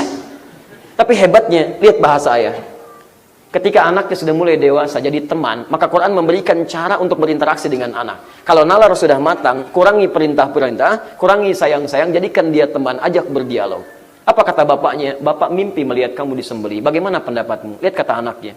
Pak, kerjakan sekarang. If'al ma tu'mar. If'al. Bukan ifna'il, if'al. If'al itu cepat. Cepat kerjakan sekarang. Jangan tunda. Insya Allah Bapak dapati saya sebagai anak-anak yang bersabar. Anda mungkin sampai situ kisahnya. Coba buka bukunya Ustaz Umar Ahmad Baraja. Al-Akhlaq lil Banin. Jilid yang kedua. Coba lihat halaman 25. Teman-teman posisi paling kanan. Di situ dikisahkan. Bagaimana Ismail ketika akan disembelih, ikatannya masih longgar. Kata Ismail, Pak, tolong kencangkan ikatan ini. Supaya saya tidak punya peluang untuk meronta. Saya takut ketika saya bergerak, Papa merasa iba dan tidak jadi menyembelih saya. Ketika akan disembelih, melihat pisaunya, beliau katakan, Pak, tajamkan pisau itu. Asah, tajamkan. Yang dengan pisau yang tajam akan mempercepat penyembelihan itu dan mengurangi rasa sakit yang melekat pada diri saya. Yang terakhir, beliau sempat melipat gamisnya itu. Kemudian mengatakan, Pak, tolong titipkan ini kepada ibunda yang sangat saya sayangi. Sampaikan ini hadiah perpisahan dari putra satu-satunya yang sangat menyayangi. Di ujung kematiannya, masih mengingat tentang ibundanya. Ketakwaan anak, hebatnya perhatian orang tua menjadikan Allah kemudian dengan takdirnya dan sebelumnya telah ditetapkan bahwa maaf, tidak ada yang harus jadi korban. Qad saddaqta ru'ya. Ibrahim, engkau telah membenarkan mimpi itu. Enggak ada yang jadi korban, ganti bikibzin 'azim. Bidzibhin 'azim, dengan sembelihan yang lebih hebat lagi. Sekarang jadi sunnah pada kita semua. Makanya setiap datang Idul Adha jangan cuma pandai nyembelih. Perhatikan kisah-kisah tadi. Sejauh mana kedekatan Anda dengan anak-anak Anda? Coba cek. Jadi kalau anak misalnya ada pertentangan pada orang tuanya, jangan langsung cepat memvonis dulu. Kamu ini, Masya Allah, bukan anak mama. Oh, lantas anak siapa? Coba cek dulu, istighfar dulu, lihat dulu. Antum tuh bukan nabi, bukan rasul. Ini selevel nabi, sesibuk-sibuknya bisa melihat anaknya. Coba kalau antum cuci mobil, dibantuin nggak? Kalau antum yang nyuci, anak yang pakai, coba pikir dulu. Ibu nyapu, dibantu nggak? Kadang-kadang ibu nyapu, anaknya kasih komando. Mah ini mah belum, Masya Allah. Pulang dari sini, pergi ke dapur, bawa pisau. Datangi anak. Papa dapat petunjuk di masjid Tanah Kusir. Masya Allah. Apa Pak? Sembelih kamu? Lihat responnya. Ada sini ya. Anda tidak bisa memastikan di luar ini bagaimana penjagaan Allah turun. Maka bentuk fadlan yang kedua, ikhtiar itu dibagi dua. Yang kedua ini, bangun kedekatan dengan Allah dimulai dengan doa. Maryam didoakan oleh ibundanya Hannah. Yusuf didoakan oleh ayahnya Yakub.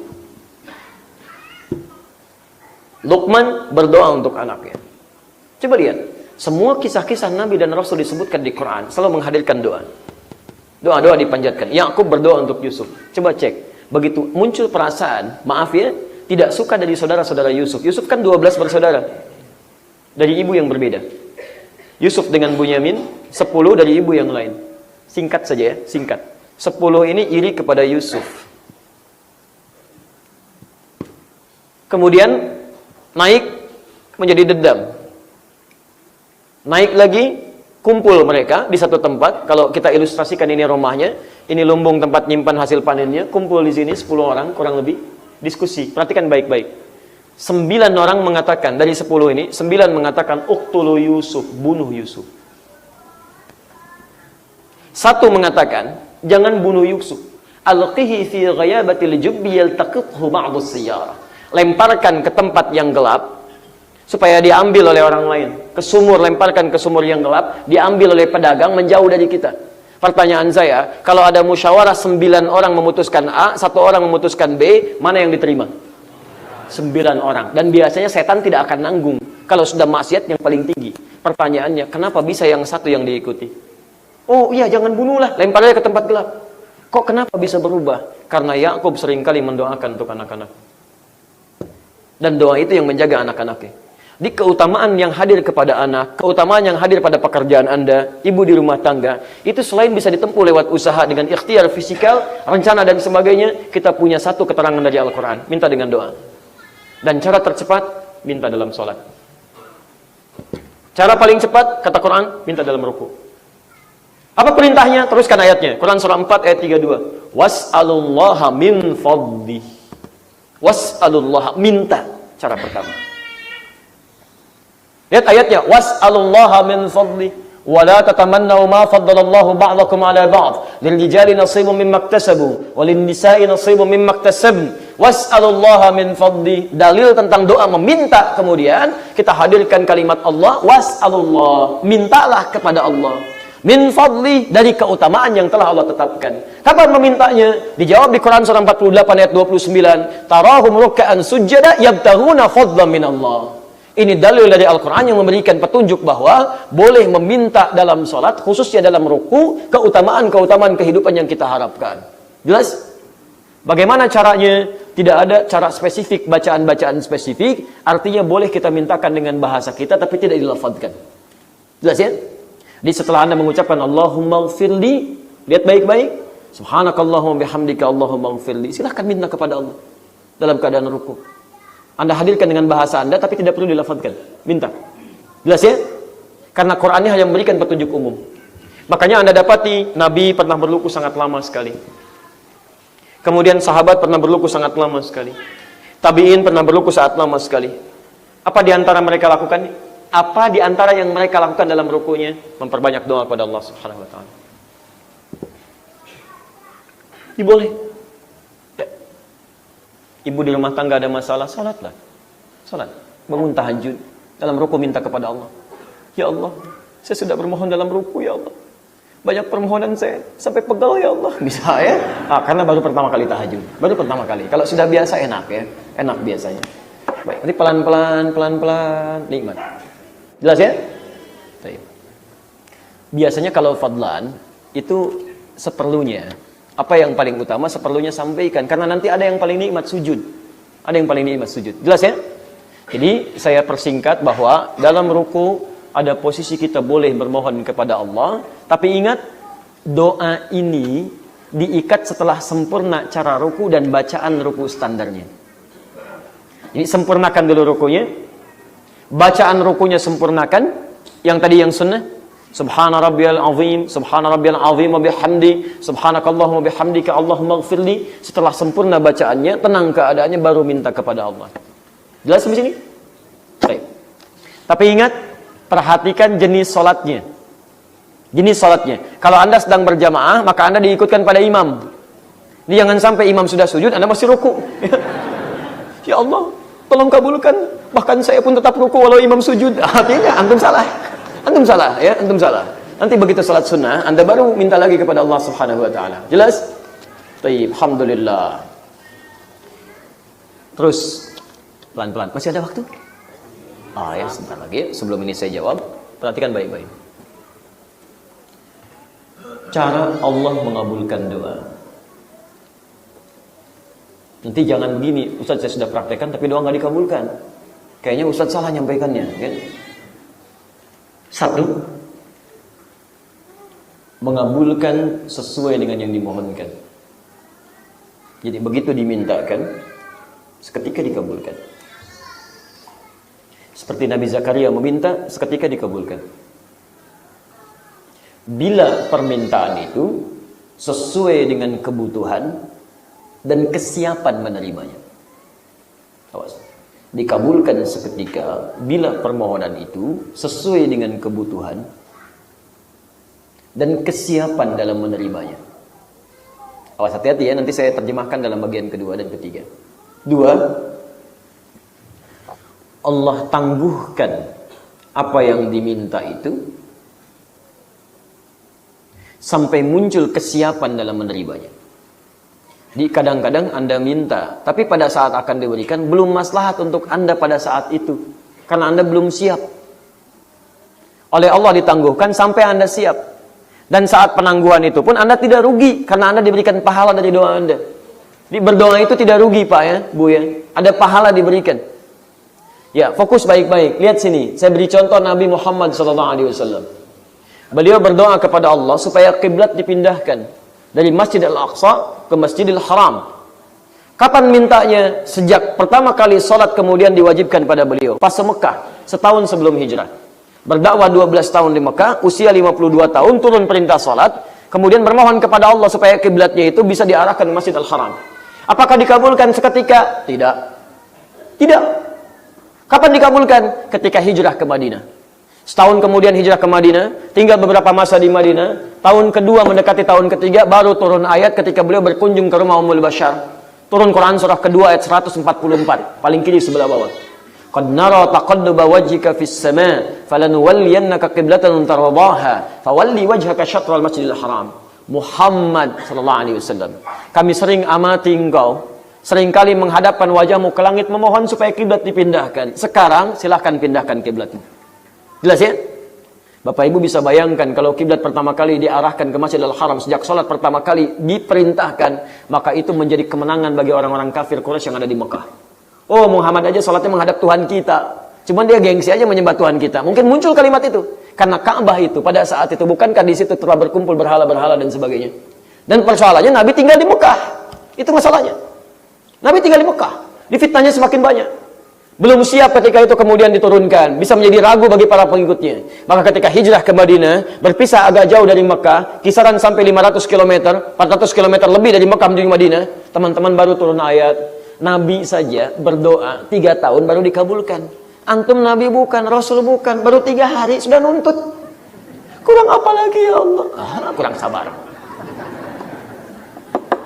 Nabi Ibrahim berdoa sebelumnya, minta supaya lahir Nabi dan Rasul, lahirnya di Mekah, dekat Ka'bah. Minta tuh. Berdua bahkan, kurang apa lagi, 2 Nabi, 2 Rasul. Dua-duanya sangat disayang oleh Allah. Gelarnya Abul Anbiya, bapak para Nabi. Khalilullah yang sangat dekat dengan Allah. Berdoa, kapan dikabulkan? 30 generasi setelah meninggalnya.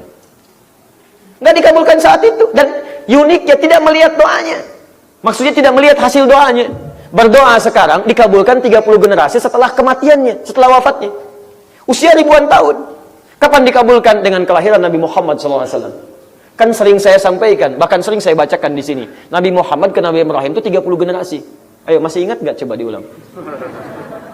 Muhammad bin Abdullah, bin Abdul Muttalib, bin Hashim, bin Abdul Manaf, bin Qusay, bin Murrah, bin Kilab, bin Ka'ab, bin Ghalib, bin Fihim, bin Malik, bin Nadar, bin Kinana, bin Khuzaimah, bin Mudrika, bin Ilyas alaihissalam, bin Nizar, bin Mudar, bin Ma'ad, bin Adnan, bin Addi, bin Adri, bin Muqawwam, bin Nahur, bin Tari, bin Ya'ruf, bin Yasjub, bin Nabit, bin Ismail alaihissalam, bin Ibrahim alaihissalam. 30 generasi. Ayo ulang.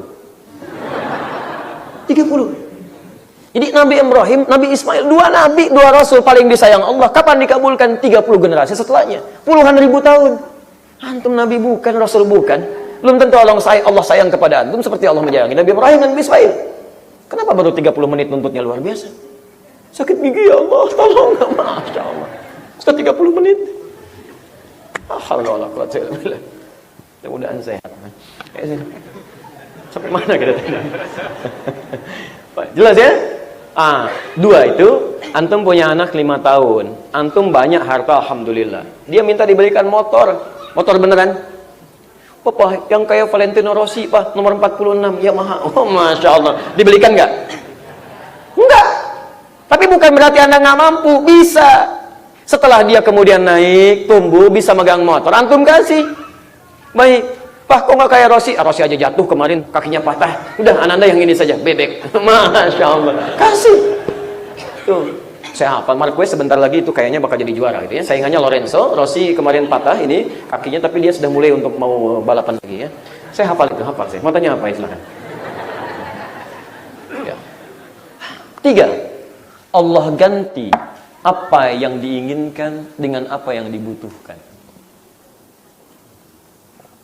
Allah ganti apa yang diinginkan dengan apa yang dibutuhkan. Karena jawaban dari doa hanya akan memberikan yang dibutuhkan, bukan apa yang diinginkan. Nah, pada yang ketiga ini, teman-teman, antum mesti memahami betul dengan membacanya dengan iman, bukan dengan akal. Baca dengan iman. Kadang-kadang kita nggak sadar kalau doa kita itu sudah dikabulkan. Coba lihat. Harap-harap kuliah masuk ITB, tiba-tiba masuknya Unpad misalnya. Ya, terus pacu lagi. Kedua ikut UMPTN, gagal lagi. Dapatnya Unpad lagi. Tiba-tiba begitu antum ikuti di Unpad, Masya Allah. Ternyata Allah berkehendak dari Unpad itulah mengantarkan antum mendapatkan capaian yang antum harapkan. Saya pernah kisahkan banyak hal, tapi mungkin orang lain lebih banyak kita harapkan kisahnya lebih baik. Banyak orang berharap kepada Allah, tapi ternyata diberi jalan yang lain. Nanti ketahuannya setelah beberapa masa ke depan. Itu dalilnya ada di Quran surah kedua ayat 216, paling kiri sebelah atas. Kutiba alaikumul qitalu wa huwa kurhul lakum. Ayat ini turun ketika masa perintah jihad. Orang-orang banyak yang ragu. Tapi ingat ketika turun lafadznya, maka sifatnya bersifat umum. Al-ibratu bi umumil lafzi la bi khususis sababi. Ayat turun itu berdasarkan keumuman lafadznya, bukan khusus sebabnya. Lihat, ketika Anda punya hal-hal yang tidak menyenangkan dalam kehidupan, misal keinginan Anda tidak sesuai dengan keinginan Allah. Anda inginnya A, Allah inginnya B. Maka kata Quran, ikutkan keinginan Anda pada keinginan Allah. Perangi hal-hal yang tidak baik dalam diri Anda. Kutiba alaikumul qitalu wa huwa kurhul lakum. Ayo perangi perasaan-perasaan yang tidak baik. Wajib bagi kita memerangi diri kita. Perasaan tidak menyenangkan, perasaan suudzon, perasaan macam-macam. Hilangkan semua itu, prasangka baik. Asa an takrahu syai'an fa huwa khairul lakum. Boleh jadi yang Anda tidak suka ada kebaikan di dalamnya. Wa asa an tuhibbu syai'an wa huwa syarrun lakum. Boleh jadi Anda mengharapkan sesuatu, di balik itu ada yang enggak bagus buat Anda. Kenapa? Lihat baik-baik. Ini yang paling hebat. Wallahu ya'lamu wa antum la ta'lamun. Perhatikan cara menerjemahkannya. Karena Allah mengetahui masa depan. Ya'lam fi'il mudhari. Present, continuous, future. Allah tahu masa depan, sedangkan kamu tidak. Bapak berharap capaian saya ingin jadi direktur. Tiba-tiba mentoknya di manajer. Kenapa kemudian Allah tetapkan Anda di situ tidak sampai level yang paling tinggi? Anda inginnya pengen direktur. Kata Allah, jangan. Tempat Anda ini nggak bagus. Begitu sampai ke sini lingkungannya nggak bagus. Bahkan olahraganya nggak baik. Akan ketemu dengan yang haram-haram. Diarahkan pada yang tidak baik. Lingkungannya tidak baik. Kamu cukup di sini saja. Kadang-kadang kita nggak baca sampai ke situ. Begitu paham pergaulannya, oh ini rupanya saya di sini. Saya dulu berharap sekali ingin meneruskan ke Madinah. Seperti pernah saya kisahkan dulu. Karena saya sudah mendapatkan pendidikan dari guru-guru Madinah. Ada Syekh Afifi, Syekh Sultan, ya, kemudian ada Syekh Faiz dan sebagainya. Saat saya masih di kelas 2 Aliyah, saya dapat pendidikan di Jogja. Kitab-kitabnya masih ada sampai sekarang. Begitu saya katakan pada keluarga saya selesai, saya ingin teruskan ke Madinah. Kemudian keluarga kami diarahkan berikan rekomendasi pada seorang tokoh yang sudah dikenal. Kalau diberikan tanda tangannya tidak akan tertolak. Ikhtiar manusianya. Tapi kalau Allah berkehendak, gak akan jadi. Bom Bali terjadi. Sudah selesai. Harap-harap ke Madinah. Nyampainya Madinah Ciputat. Wait. Elsie, lulusan Ciputat. Ternyata kelas persiapan. Masuk ada fakultas baru di situ. Kerjasama dengan Al-Azhar Asy-Syarif. Namanya kuliah dirasah Arabiyah, dirasah Islamiyah wal Arabiyah. Saya masuk ke situ. Gurunya ada yang dari Mesir, dari macam-macam. Kalau Indonesia harus dari MUI. Kemudian di situ ada yang harus pakai bahasa Arab pengantarnya. Ada hafalan Qurannya, ada macam-macamnya. Itu banyak Allah siapkan di situ. 2 tahun ada telepon dari mudir ma'had. Tadi, Ananda tolong carikan, ini ada beasiswa ke Libya nih, 2 orang. Baik, insya Allah saya carikan Pak. Saya cari dapat 1 orang. Ada Pak, 1 orang, kurang 1. Kenapa nggak kamu aja? Ya sudah, bismillah. Saya berangkat, tadinya pengen lihat saja. Begitu saya berangkat, saya jatuh cinta dengan Libya itu. Masya Allah. Ini yang saya cari rupanya. Buku-bukunya, referensinya, macam-macamnya. Dan Allah antarkan dari situ dulu. Karena saya senang tafsir. Saya cinta dengan Al-Quran. Saya senang tafsir. Ternyata Allah antarkan saya supaya memahami dulu bahasa Al-Quran. Paham bahasa Al-Quran. Dari situ ternyata apa rahasianya? Setahun kemudian, Juli 2006. Teman-teman sekalian, tiba-tiba saya diantarkan oleh Allah kemudian ke Mesir, Al-Azhar. Untuk belajar tafsir langsung dari Syekh Al-Azhar, Tantawi Jauhani. Karena beliau satu-satunya mufasir yang masih hidup pada saat itu. Tokoh dunia. Belajar ke sana. Saya ikut ke Al-Azhar. Saya ikut ke Iskandaria. Begitu saya pulang dari situ, nggak berapa lama meninggal dunia. Kemudian apa yang terjadi? Saya pun ke Saudi. Saya tinggal di Mekah. Saya belajar. Saya lihat ke Ummul Qura. Saya juga ke Madinah. Kemudian setelah itu dipindahkan lagi. Sampai terakhir ke Tunisia. Dalam evakuasi. Pulang ke Indonesia. Antum tahu apa yang terjadi? Kalau saya semula ditetapkan kemudian berangkat ke Madinah, saya tidak akan bisa menikmati bagaimana di Libya. Bagaimana di Tunis. Bagaimana di Mesir. Tapi lihat bagaimana Allah memperjalankan dengan tahu masa depan. Syria, saya nggak sempat ke Syria. Karena fikih Syekh Wahbah Zuhaili ada di Syria. Tapi yang paling menarik, beliau datang sendiri ke Libya. Satu majlis bersama, saya ambil ilmunya. Kita di TV bersama. Kami dulu mengisi di Qanat Tawasul. Datang sama-sama, kita belajar, ambil ilmunya. Antum bayangkan, kalau saya berangkat langsung ke Saudi, saya hanya akan dapatkan 1 mazhab untuk belajar. Tapi saya datang ke Libya, mazhabnya Maliki. Imam Malik itu, Imam Malik, satu-satunya imam yang lahir di Madinah, tumbuh di Madinah, wafat di Madinah, nggak pernah keluar dari Madinah. Mazhabnya menyebar di Afrika Utara. Libya, Tunisia, Maroko, Aljazair itu mazhabnya Maliki. Maka diantarkan saya oleh Allah Subhanahu wa taala ke tempat mazhab Maliki. Mazhabnya Imam Madinah Darul Hijrah. Berangkat dari situ ke Mesir, Mesir rata-rata Asy-Syafi'i, Syria juga Asy-Syafi'i. Sehingga sempat ke Asia Selatan, ada orang-orang Asia Selatan di situ, ada orang Pakistan, India, kami belajar dari situ. Kemudian ke Saudi untuk mendapatkan mazhab Hambalinya, 4 mazhab didapatkan. Bayangkan, Anda berharap mendapatkan satu hal, kata Allah jangan, yang maslahat untuk kamu yang ini diarahkan. Kalau Anda tidak bisa membaca dengan baik, hanya dibaca pakai akal pesimis, nangis, buang-buang waktu, nggak ada kerjaan, bikin status. Kenapa ya Allah? Nggak ada kerjaan, nikmati, jalani. Sudah. Kalau nggak percaya silahkan coba. Rasakan bedanya. Bedakan rasanya. Dan pasti akan terasa bedanya. Lain Pak. Kapan mintanya? Dalam sholat. Ruku. Minta. Nanti lihat bagaimana cara Allah mengabulkan. Jelas sampai sini? Ketika itu terjadi, rukunya benar, patuh pada Allah, maka Anda akan diangkat oleh Allah Subhanahu wa taala dengan kehidupan yang seimbang. Enak. Pikiran tenang, keadaan nyaman, hidup seimbang. Keadaan seimbang dalam bahasa Arab disebut dengan i'tidal. Makanya diangkat dari ruku ketika bangun, itu seketika tidak disebut dengan qiyam, tapi disebut dengan i'tidal. Hatta ta'tadila qa'iman. Rafa'a ra'sahu minar ruku, bangkit dari rukunya sampai keadaannya seimbang. Ta'tadila qa'iman. Baik, kenapa disebut dengan i'tidal? Apa bacaan i'tidal? Dan apa hikmah dari i'tidal? Itu materi untuk bulan depan, ya. Insyaallah. Sekarang saya jawab dulu ini dalam 15 menit ke depan. Itu nyambung Bu, Pak. Gerak tuh, sholat tuh semua nyambung. Dari mulai takbir sampai selesai. Ada kesinambungan di situ. Bismillah. Ustadz, apa ada perbedaan bacaan imam dan makmum di doa iftitah dan duduk di antara 2 sujud? Ada. Mungkin terjadi.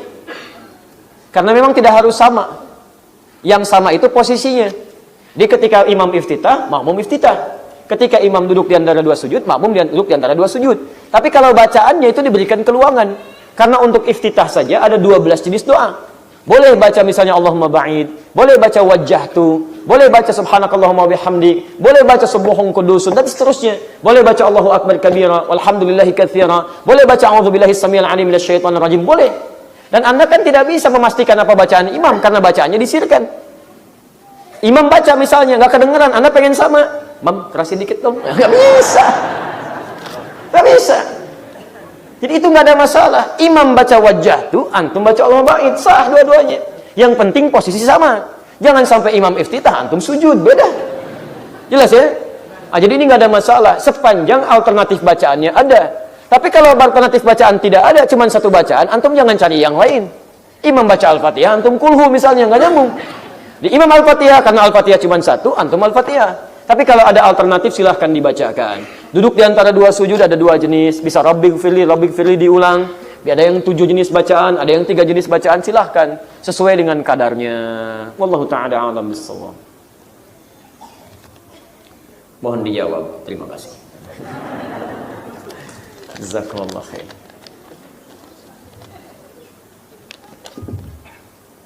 Baik. Assalamualaikum Ustaz. Beliau lahir di keluarga Kristen. Alhamdulillah sudah masuk Islam. Alhamdulillah. Allah ya, semoga Allah muliakan antum. Semoga Allah ampuni dosa-dosa antum dan semoga Allah bimbing antum dengan hidayah sampai kembali kepada Allah Subhanahu wa taala. Demikian semoga Allah juga berikan hidayah yang melekat pada saudara-saudara kita yang sudah berislam dan dijaga oleh Allah untuk mempertahankan keislamannya sampai kembali kepada Allah Subhanahu wa taala. Saya pernah ditanya sama papa, ketika papa sekarat dan waktu salat tiba, kamu pilih mana? Dan jawaban saya pilih salat. Papa saya marah dan bertanya apa alasan saya. Saya jawab, setelah saya sholat dan saya berdoa, jika Allah mengizinkan papa sembuh, pasti sembuh. Tapi papa saya tetap marah. Pertanyaan saya, apa yang harus saya lakukan jika papa saya bertanya seperti itu lagi? Kalau ayah anda bertanya dalam keadaan demikian, ini masih hidup kan dia? Masih hidup kan jika bertanya lagi berarti masih hidup. Ya, tapi agak repot sekarat gitu kan, sekarang bertanya lagi. Allah khair insyaallah, khair insyaallah. Kenapa kamu sholat? Baik, apa jawabannya? Cari jawaban-jawaban yang bisa memberikan sentuhan hikmah dan hidayah kepada yang bertanya. Itu poinnya. Maka apa diantaranya? Quran surah ke-16 ayat 125. Ini teori dasarnya. Ud'u ila sabili rabbika bil hikmah. Ajaklah orang-orang yang belum paham dengan jalan Rabbmu dengan hikmah. Hikmah itu kalimat-kalimat bijak. Kadang bisa menyentuh kepada jiwa sesuai dengan objek pendengarnya. Misal, kenapa kamu sholat? Pak, dengan sholat itu saya merasa mendapatkan ketenangan yang dengan tenang itu saya bisa berbuat lebih baik kepada papa. Sholat yang membuat saya lebih banyak mendoakan papa. Sholat yang membuat saya lebih perhatian kepada papa. Sholat yang mendorong saya untuk berbakti kepada papa. Sampai sebelum saya sholat, saya tidak setenang ini dan saya tidak merasa lebih baik untuk berbuat baik kepada papa. Tapi ketika saya sholat selalu mendorong saya untuk berkata yang baik-baik kepada papa. Sholat melarang saya untuk berkata kotor kepada papa. Sholat melarang saya untuk berbuat yang tidak baik kepada papa. Sholat membuat saya untuk memberikan yang terbaik kepada papa. Saya takut kalau saya tidak sholat dan papa larang saya sholat, saya tidak bisa berbakti yang terbaik kepada papa. Cari kalimat yang baik. Ketika sholat saya membaca Quran, dan di Quran dikatakan jangan pernah bentak orang tua. Di Quran dikatakan jangan pernah berkata ah. Di Quran dikatakan jangan pernah berdusta kepada kedua orang tua. Di Quran dikatakan berbakti kepada kedua orang tua. Di Quran dikatakan berikan yang terbaik untuk orang tua. Saya takut, Pak. Saya tidak bisa membalas jasa papa ketika membuat baik kepada saya dalam kehidupan. Saya tidak bisa paksa papa untuk masuk Islam. Walaupun setiap saya sholat, saya bernuyang air mata. Bermohon kepada Allah supaya papa mendapatkan hidayah. Tapi kalau papa larang, saya takut saya tidak bisa memaksimalkan bakti saya kepada papa. Kalau dengan semua itu saya kerjakan, belum juga menyentuh hati papa untuk berislam, tolong katakan kepada saya dengan cara apa lagi saya berbakti kepada papa supaya papa mau menerima hidayah. Ini lebih baik. Nah, kenapa kamu sholat? Emang kenapa? Oh, gak nyambung.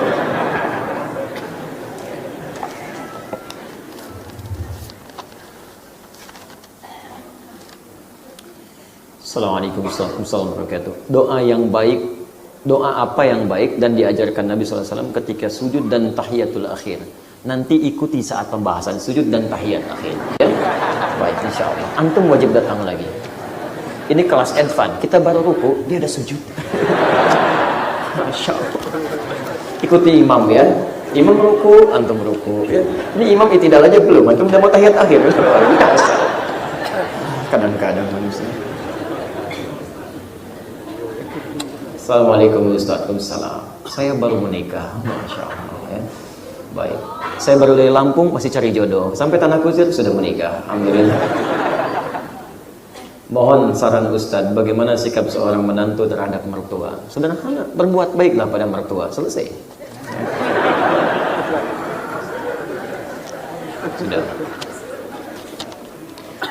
Satu, bangun kesamaan visi dengan istri. Tarbiyah dibangun. Bangun dulu.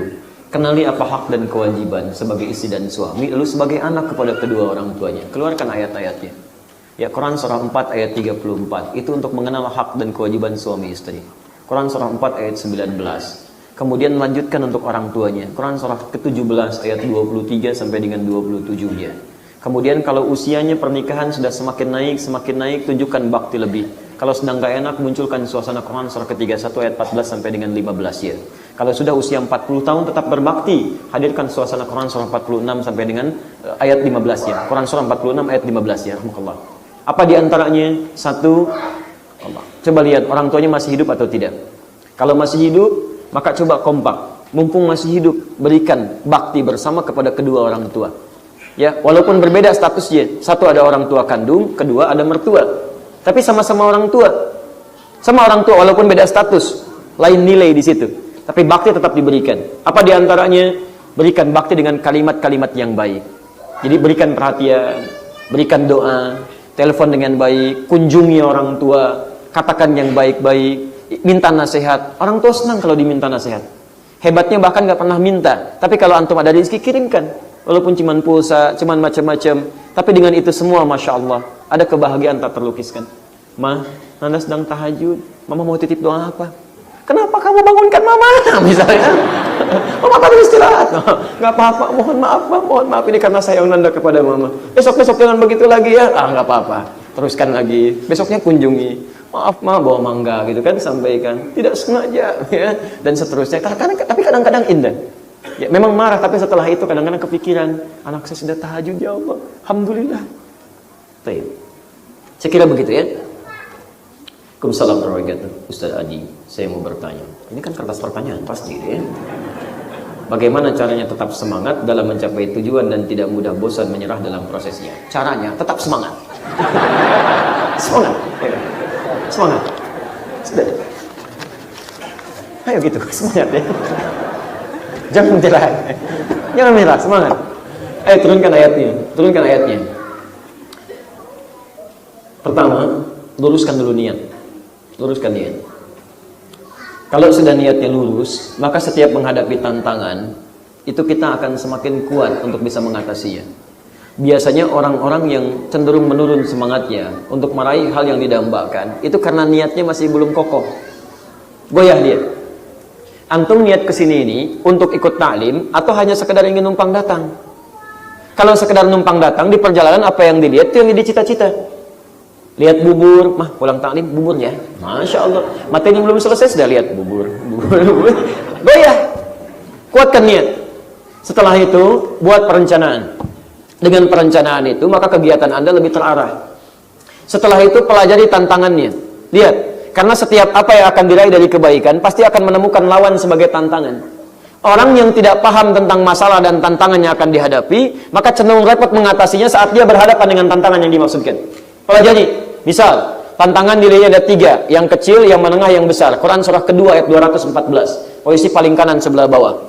Am hasibtum an tadkhulul jannata wa lamma ya'tikum mathalul ladzina khalau min qablikum. Apa Anda kira mudah masuk surga sebelum diuji seperti orang dulu yang sukses diuji? Masathumul ba'sa, akan menghadapi tantangan yang ringan. Dharra, tantangan yang mulai berat, menengah. Zilzal wa zulzilu, tantangan yang cukup besar, sampai-sampai Anda bisa mengatakan, ya Allah, kapan ini berakhir? Mata nasrullah, kapan datang pertolongan Allah? Anda mau ke kampus, di hatinya ingin ikut ini, fakultas ini, jurusan ini, perhatikan ujiannya seperti apa, soal-soalnya bagaimana, tantangannya seperti apa, dosen yang dihadapi siapa, dan sebagainya. Ketika Anda petakan, mudah menghadapinya. Saya sebelum masuk kampus, saya sudah tanyakan dulu, saya cari belajarnya apa mata kuliahnya, siapa dosennya, bagaimana karakternya. Sampai saya kumpulkan setahun sebelum saya masuk kampus di UIN yang pertama kali, itu saya sudah mendapatkan buku-bukunya. Ini yang mau saya dapati, bukunya ini, gurunya si fulan, gurunya suka begini, senangnya begini, tidak suka begini, tidak senang begini. Saya kumpulkan. Jadi begitu masuk pelajaran, saya sudah tahu apa yang mau dipelajari. Jadi saya bisa gunakan waktu sisanya untuk mempelajari yang lain. Hadirkan. Saya datang ke Libya. Pertama kali sampai di kampus, saya cuma sampai ke 3 tempat. Satu, di mana tempat saya tinggal, asramanya mana. Kedua, di mana masjidnya, supaya saya bisa atur waktu. Kapan saya ke masjid, jam berapa kemudian saya sholat, berapa jeda jauh antara saya dari tempat tinggal ke masjid, berapa jarak jauhnya, kalau saya jalan berapa kecepatan saya mesti jalan sampai di tujuan dan sebagainya, sampai saya hitung. Karena jaraknya cukup jauh. Jarak kami dari kampus, kan itu satu kompleks semua. Jarak flat saya, tempat tinggal, itu ke gerbang utama, itu sampai hampir 1 kilo, 700 meter. Jarak ke masjid 500 meter. Jadi saya harus bisa petakan kapan saya bangun, kapan saya berangkat. Kalau saya telat kemudian, maka akan dapat konsekuensi yang tidak menyenangkan. Minimal saya terlambat dari jamaah. Minimal saya tidak mendapatkan kenikmatan masjid dan sebagainya. Lalu 2, ya, tempat sudah, masjid sudah, ketiga, kelas dan perpustakaan. Di mana kelasnya, di mana perpustakaan. Begitu saya masuk perpustakaan, saya sudah petakan kitab apa yang ada di sini. Berapa ruangannya? Ada 4 ruangan. Ruang 1, ruang 2. 1 untuk bahasa dan sekitarnya, 2 untuk ulumul Quran. Yang ketiga untuk referensi umum, yang keempat untuk tesis, disertasi, dan skripsi. Jadi begitu kelihatan, kita ketahui mana kitabnya, mana tempatnya, posisi mana dia ada, apa yang dibutuhkan. Jadi begitu kita memerlukan referensi, kita sudah tahu kemana kita mesti masuk dalam ruangan ini. Baik. Itu diantaranya, jangan menyerah. Semangat. Ya. Nah, kalau sudah tahu, rencanakan dengan baik. Ada tantangannya apa? Setelah itu bikin perencanaan. Tantangannya ada di Quran surah kedua ayat 214, jawabannya ada di Quran surah ketiga ayat 142. Posisi paling kiri sebelah atas. Lihat. Ketika Allah menyampaikan tentang tantangan, letak di mushafnya Quran surah kedua. 2. Ayatnya 214. Posisinya bawah. Ketika Allah hadirkan cara mengatasinya, ini tantangannya, solusi untuk mengatasinya, Quran surah 3. Ketika sudah hadir solusi, naik dari 2 jadi 3. Ayatnya, ini tantangannya dirubah, diakhirkan. Jadi 142. Quran surah 3 ayat 142. Ya. Kadang-kadang tidak ada hubungan, bukan ingin mencocok-cocokkan. Tapi dalam kondisi tertentu yang paling indah adalah, kok kayaknya enak banget ngelihatnya gitu. Begitu ada tantangan, 214. Begitu ada solusi, 142. Begitu dihadirkan, ayat awalnya sama. Yang ini am hasibtum an tadkhulul jannah, yang ini am hasibtum an tadkhulul jannah. Yang ini tantangannya, masathumul ba'sa ringan, dharra menengah, maaf, zilzal tinggi. Yang ini solusinya. Hatta ya'lamillahu alladhina jahadu juhdun. 1, usaha. Disebutkan kata jahadu dari kata juhdun. Juhdun dibagi 3. Pertama, usaha dalam merencanakan, disebut dengan ijtihad. Misal, saya mau ke taklim. Taklimnya apa? Siapa gurunya? Siapa yang mengajarkan? Apa materinya? Saya butuh tidak? Jam berapa taklimnya? Dimulai jam 8. Rumah saya di mana? Saya di Bekasi. Mau taklim ke Tanah Kusir.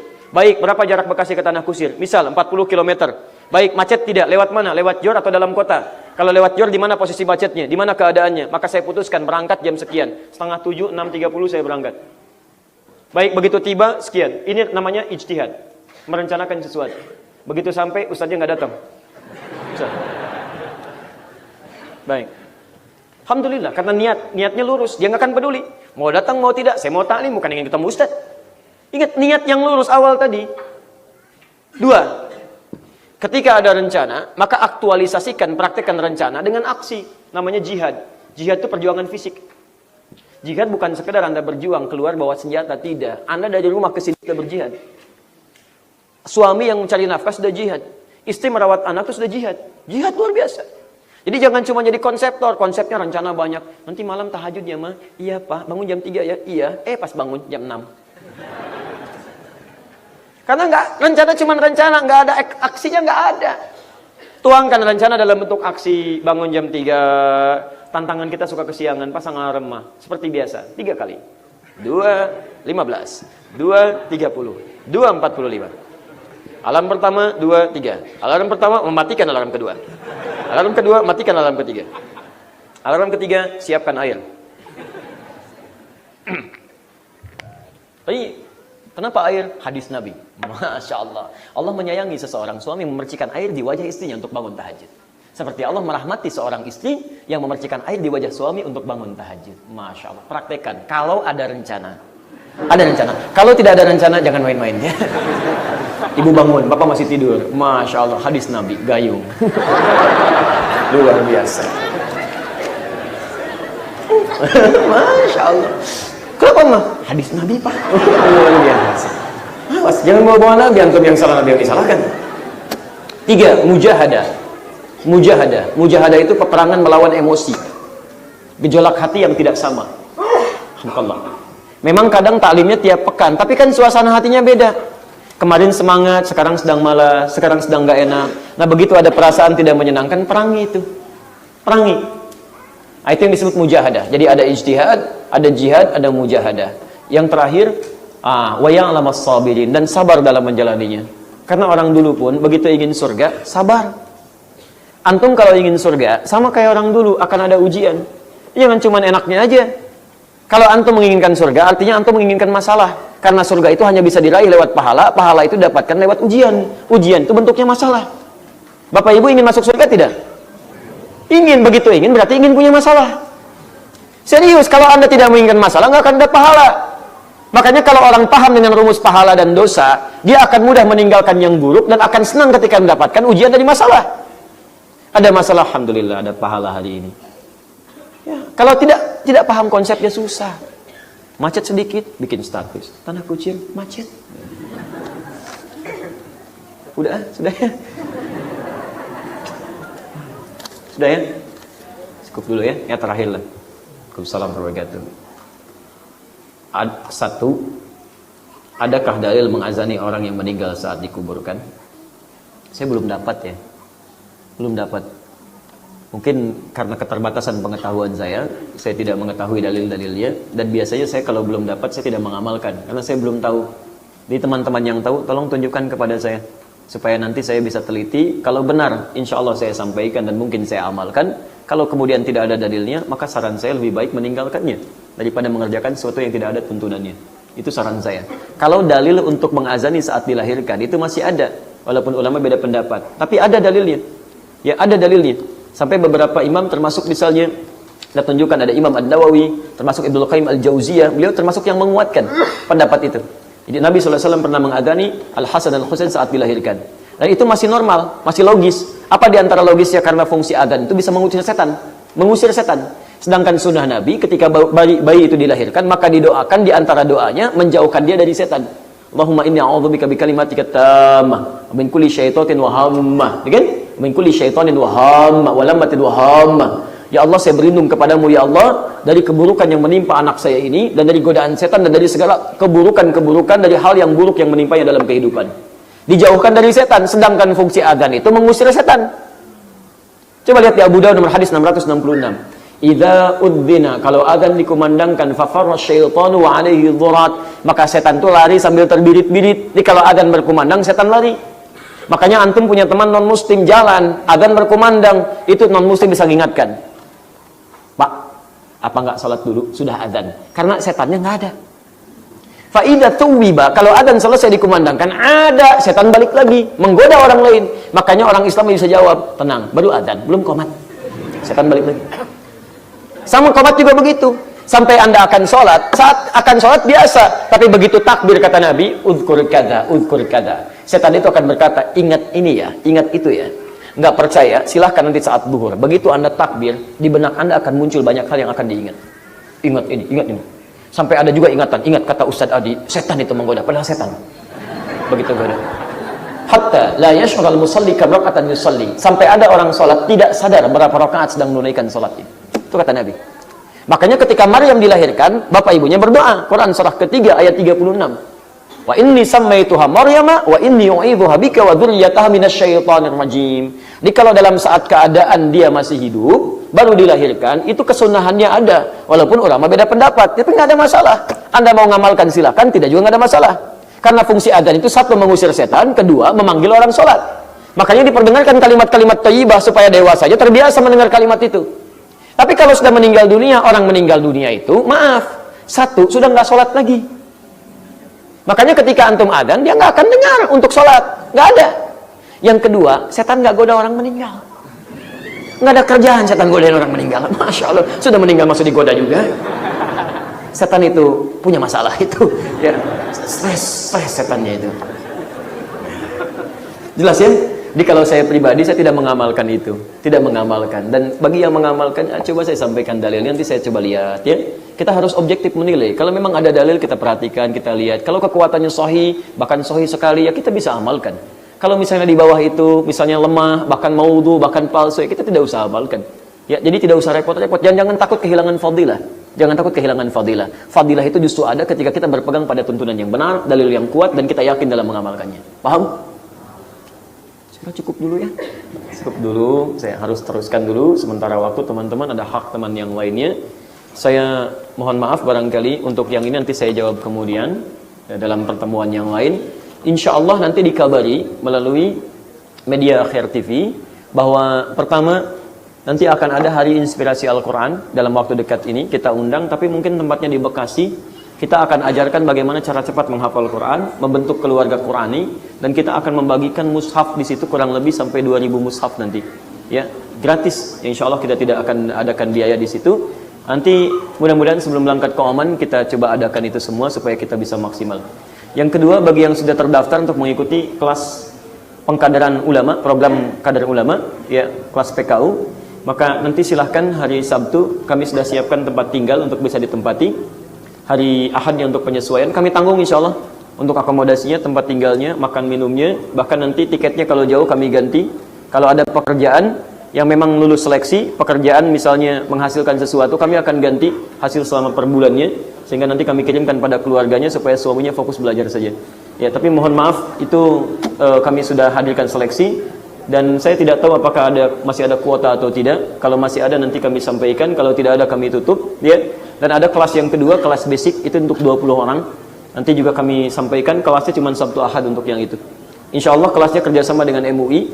Nanti juga ada kunjungan ke MUI, kita belajar cara merumuskan hukum, mempelajari tentang sistem ormas-ormas di Indonesia, sehingga nanti ketika merumuskan hukum, kita sudah paham tentang metode dakwah, khususnya di Indonesia ini. Saya kira itu yang bisa kami sampaikan. Demikian, subhanakallahumma wa bihamdika asyhadu an la ilaha illa anta astaghfiruka wa atubu ilaik. Wa akhiru da'wana alhamdulillahirabbil alamin. Ma'fu minkum. Assalamualaikum warahmatullahi wabarakatuh.